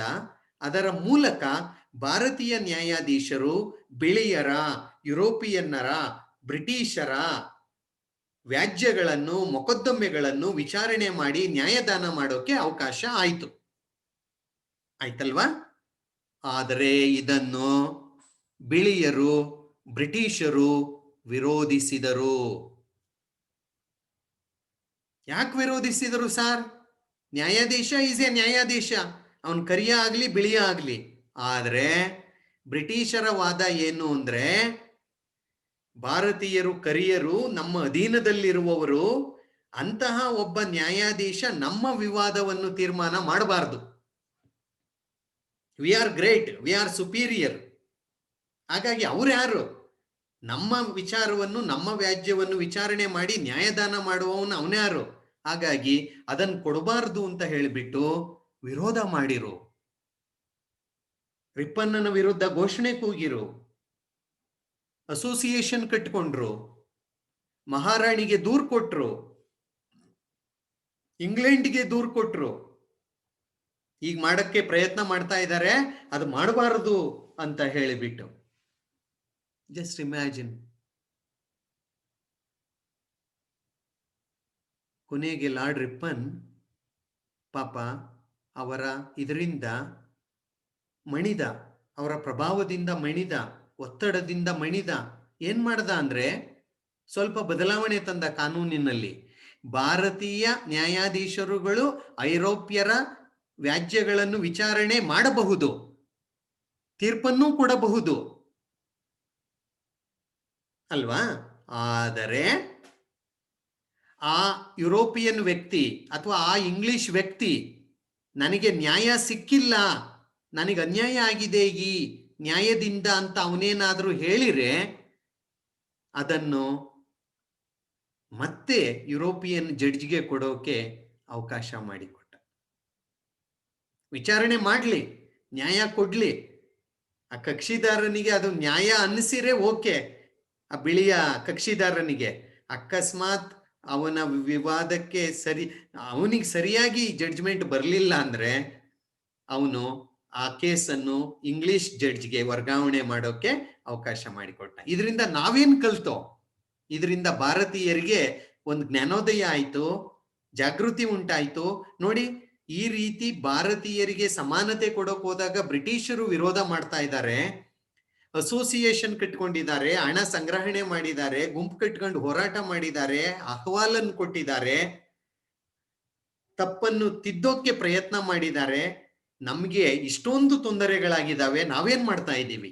What are we doing? ನಾವು ಕೈ ಕಟ್ಕೊಂಡು ಕೂತಿದ್ದೀವಿ ಸರ್.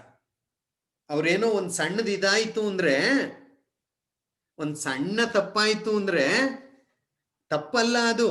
ಸಮಾನತೆಯನ್ನು ತರೋಕ್ ಅವ್ರು ಪ್ರಯತ್ನ ಪಟ್ಟಿದ್ದೇ, ವಿರೋಧ ಮಾಡಿರು. ಆದ್ರೆ ನಮ್ಗೆ ಇಷ್ಟೊಂದು ಅನ್ಯಾಯ ಆಗಿದೆ, ನಾವೇನ್ ಮಾಡ್ತಾ ಇದ್ದೀವಿ? ನಮ್ಗೇನು ಗೊತ್ತಿಲ್ಲಪ್ಪ ಅಂತ ಕೂತಿದ್ದೀವಿ. ಹಾಗಾಗಿ ನಾವು ಹೋರಾಟ ಮಾಡಬೇಕು, ನಮಗೂ ನ್ಯಾಯ ಸಿಗಬೇಕು, ನಮಗೆ ಸಾಕಷ್ಟು ತಾರತಮ್ಯ ಆಗ್ತಾ ಇದೆ ಅನ್ನುವ ಒಂದು ಮನೋಭಾವ ಭಾರತೀಯರಿಗೆ ಬಂತು. ಒಂದು ದೊಡ್ಡ ಪಾಠ ಇದು ಭಾರತೀಯರಿಗೆ. ಯಾವುದು? ಇಲ್ಬರ್ಟ್ ಬಿಲ್ ಮಸೂದೆ. ನಾವ್ಯಾರೂ ಸುಮ್ಮನೆ ಕುತ್ಕೊಳ್ಬಾರ್ದು, ನಾವು ಕೆಲಸ ಮಾಡಬೇಕು, ಬ್ರಿಟಿಷರ ವಿರುದ್ಧ ಹೋರಾಟ ಮಾಡಬೇಕು ಎನ್ನುವ ಮನೋಭಾವ ಭಾರತೀಯರಲ್ಲಿ ಬರೋಕೆ ಶುರುವಾಯಿತು. ಗೊತ್ತಿಲ್ಲ ಎಷ್ಟು ಹೇಳಿದೀನೋ ನಿಮ್ಗೀಗ ನಾನು ಇದು ಮಾಡೋಕ್ ಆಗೋದಿಲ್ಲ. ಓಕೆ, ಬಹುತೇಕ ಎಲ್ಲಾ ವಿಚಾರಗಳನ್ನು ನಾನು ಮಾತನಾಡಿದ್ದೀನಿ ಅನ್ಸುತ್ತೆ. Okay, right, hope. ಆಮೇಲೆ ಇನ್ನೊಂದು ಸಂಘ ಸಂಸ್ಥೆಗಳ ಪಾತ್ರ, ಇನ್ನೊಂದು ರಾಷ್ಟ್ರೀಯತೆ ಅನ್ನೋದು ಬೆಳೆಯೋಕೆ 19ನೇ ಶತಮಾನದಲ್ಲಿ ಸ್ಥಾಪನೆಯಾದಂತಹ ಸಂಘ ಸಂಸ್ಥೆಗಳು.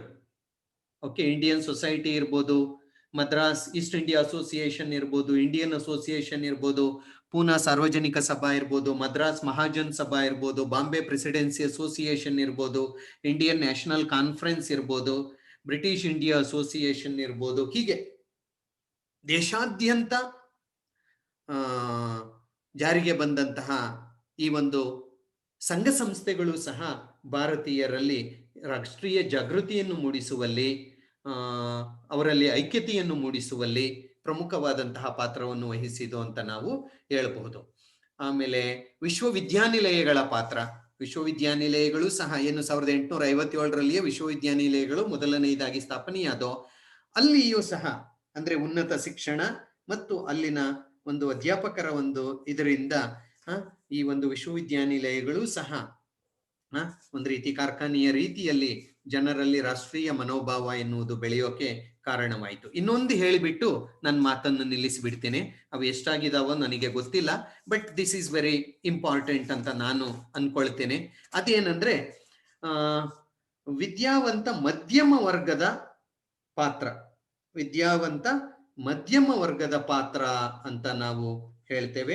ಅದು ಸಹ ತುಂಬಾ ಪ್ರಮುಖವಾದಂತಹ ಒಂದು ಕಾರಣ ಈ ಒಂದು ಭಾರತೀಯರಲ್ಲಿ ರಾಷ್ಟ್ರೀಯ ಮನೋಭಾವ ಎನ್ನುವುದು ಬೆಳೆಯೋಕೆ ಅಂತ. ಬಹುಶಃ ಈ ಒಂದು ವಿಚಾರವನ್ನು ವಿದ್ಯಾವಂತ ಮಧ್ಯಮ ವರ್ಗದವರ ಒಂದು ಪಾತ್ರ ಮತ್ತು ಅವರ ಒಂದು ಕೊಡುಗೆ ರಾಷ್ಟ್ರೀಯತೆ ಎನ್ನುವುದು ಬೆಳೆಯೋಕೆ ಕಾರಣ, ಕೆಲವರು ಇದನ್ನು ಬುದ್ಧಿವಂತ ಮಧ್ಯಮ ವರ್ಗ ಅಂತ ಹೇಳ್ತಾರೆ. ಬುದ್ಧಿವಂತ ಮಧ್ಯಮ ವರ್ಗ, ಆ ಒಂದು ವರ್ಗದ ಏಳಿಗೆಯೇ ಈ ಒಂದು ರಾಷ್ಟ್ರೀಯತೆಯ ಬೆಳವಣಿಗೆಗೆ ಕಾರಣ ಅಂತ ಹೇಳ್ತಾರೆ. ಸೊ ಈ ಬುದ್ಧಿವಂತ ಮಧ್ಯಮ ವರ್ಗದವರು ಯಾರು? ಪಾಶ್ಚಾತ್ಯ ಶಿಕ್ಷಣವನ್ನು ಪಡೆದುಕೊಂಡವರು, ಇಂಗ್ಲಿಷ್ ಶಿಕ್ಷಣವನ್ನು ಪಡೆದುಕೊಂಡು ಆಡಳಿತದಲ್ಲಿ ಉನ್ನತ ಹುದ್ದೆಗಳಿಗೆ ಹೋದವರು. ಅದೇನೋ ಹೇಳ್ತಾರಲ್ಲ, 6 ಕತ್ತಲ್ಲ 3 ಕಿಳಿಯಲ್ಲ, ಅದೇ ಮಧ್ಯಮ ವರ್ಗ. ಸೊ ಈ ಒಂದು ಮಧ್ಯಮ ವರ್ಗ ಎನ್ನುವುದು ಈ ರೀತಿಯಲ್ಲಿ ಬೆಳೆಯಿತು. ಬ್ರಿಟಿಷರಲ್ಲಿ ಕೆಲಸ ಮಾಡೋದು ಅಥವಾ ಯಾವುದೋ ಕಾರ್ಖಾನೆಗಳಲ್ಲೋ ಸಂಸ್ಥೆಗಳಲ್ಲಿಯೋ ಕೆಲಸ ಮಾಡುವ ಈ ಒಂದು ವರ್ಗ ಏನು ಹುಟ್ಕೊಳ್ತಲ್ವಾ, ಇದನ್ನು ನಾವು ವಿದ್ಯಾವಂತ ಮಧ್ಯಮ ವರ್ಗ ಅಂತ ನಾವು ಹೇಳ್ತೇವೆ. ಇವರು ಪಾಶ್ಚಾತ್ಯ ವಿಚಾರಧಾರೆಗಳಿಂದ ಪ್ರಭಾವಿತರಾಗಿ ಬ್ರಿಟಿಷರ ಒಂದು ತಪ್ಪು ಒಪ್ಪುಗಳನ್ನು ಸರಿಯಾಗಿ ಅರ್ಥ ಮಾಡಿಕೊಂಡು, ಲೈಕ್ ಬಂಕಿಮಚಂದ್ರ ಚಟರ್ಜಿ, ದಾದಾಬಾಯಿ ನವರೋಜಿ, R.C. ದತ್, ಇವರೆಲ್ಲರೂ ಒಂದು ರೀತಿ ವಿದ್ಯಾವಂತ ಮಧ್ಯಮ ವರ್ಗದ, ಬುದ್ಧಿವಂತ ಮಧ್ಯಮ ವರ್ಗದ ಜನ ಅಂತ ನಾವೇನು ಹೇಳ್ತೀವಿ. ಇವರು ಮುಂದೆ ಸಂಘ ಸಂಸ್ಥೆಗಳನ್ನು ಕಟ್ಕೊಂಡು, ಕಾಂಗ್ರೆಸ್ ಎನ್ನುವಂತಹ ಒಂದು ಸಂಸ್ಥೆಯನ್ನು ಕಟ್ಕೊಂಡು ಬ್ರಿಟಿಷರ ವಿರೋಧಿ ಮನೋಭಾವನೆಯನ್ನು ಜನರಿಗೆ ತಲುಪಿಸುವಂತಹ ಕೆಲಸವನ್ನು ಮಾಡಿದ್ರಲ್ವಾ. ಆ ವಿದ್ಯಾವಂತ ಜನ ರಾಷ್ಟ್ರೀಯತೆ ಭಾರತೀಯರಲ್ಲಿ ಬೆಳೆಯೋಕೆ ಕಾರಣವಾಯಿತು ಅಂತ ಪ್ರಮುಖವಾಗಿ, let me remember his name, ಇತಿಹಾಸಕಾರನ ಹೆಸರು ನನಗೆ ತಲೆಗೆ ಬೇಗ ಜ್ಞಾಪಕ ಬರ್ತಾ ಇಲ್ಲ, ಅವರು ಹೇಳ್ತಾರೆ. ಒಂದೇ ಒಂದು ಸೆಕೆಂಡ್, ಬಂದ್ಬಿಡುತ್ತೆ ಅನ್ಸುತ್ತೆ, ಎಲ್ಲೋ ಇಲ್ಲೇ ಐತೆ, ಬಾಯಿಗೆ ಬರ್ತಾ ಇಲ್ಲ. ಬಿಪಿನ್ ಚಂದ್ರ ಎನ್ನುವಂತಹ ಒಬ್ಬ ಚರಿತ್ರಕಾರ. ವಿದ್ಯಾವಂತ ಮಧ್ಯಮ ವರ್ಗವೇ ಕಾರಣ. ಏಕೆಂದ್ರೆ ಹೇಳ್ತಾರೆ, ಫ್ರಾನ್ಸಿನಲ್ಲಿ ಕ್ರಾಂತಿ ಆಯಿತು. ಫ್ರಾನ್ಸಿನಲ್ಲಿದ್ದಂತಹ ಪರಿಸ್ಥಿತಿ ಹೇಗಿತ್ತು ಅಂತ ಮೊನ್ನೆ ಮೇಷ್ಟ್ರು ನಿಮ್ಗೆ ಹೇಳಿದ್ರು, ಹಾಗಾಗಿ ಕ್ರಾಂತಿ ಆಯಿತು ಅಂತ ಅರ್ಥ ಮಾಡ್ಕೊಂಡ್ರಿ, ಹೌದಲ್ವಾ? ಇನ್ನೊಂದು ವಿಚಾರ ಹೇಳ್ತೀನಿ ಕೇಳಿ, ಮೇಷ್ಟ್ರು ಹೇಳಿರೋ ಏನೋ ನನಗೆ ಗೊತ್ತಿಲ್ಲ. ಫ್ರಾನ್ಸಿನಲ್ಲಿದ್ದ ಪರಿಸ್ಥಿತಿಯೇ ಎಲ್ಲಾ ಯುರೋಪಿನ ದೇಶಗಳಲ್ಲಿಯೂ ಇತ್ತು. The same condition prevailed everywhere. ಫ್ರಾನ್ಸಿನಲ್ಲಿ ಏನ್ ಪರಿಸ್ಥಿತಿ ಇತ್ತು ಅಂತ ಹೇಳ್ತೀರಾ? ದುರಾಡಳಿತ, ರಾಜತ್ವ, ಜನರ ಮೇಲೆ ಅಧಿಕವಾದಂತಹ ತೆರಿಗೆ, ಮೇಲು ಕೀಳು ಎಲ್ಲ ಹೇಳಿದಾರಲ್ವಾ. ಆರ್ಥಿಕವಾದ ಶೋಷಣೆ, ಸಾಮಾಜಿಕ ಶೋಷಣೆ, ಧಾರ್ಮಿಕವಾಗಿ ಎಲ್ಲ ಹೇಳಿದಾರಲ್ವಾ. ಈ ಎಲ್ಲಾ ಸ್ಥಿತಿಗತಿಗಳು ಎಲ್ಲ ಕಡೆನೂ ಇತ್ತು, ಯುರೋಪಿನ ಎಲ್ಲಾ ದೇಶಗಳಲ್ಲಿಯೂ ಇತ್ತು. ಕ್ರಾಂತಿ ಫ್ರಾನ್ಸಿನಲ್ಲಿಯೇ ಯಾಕಾಯ್ತು?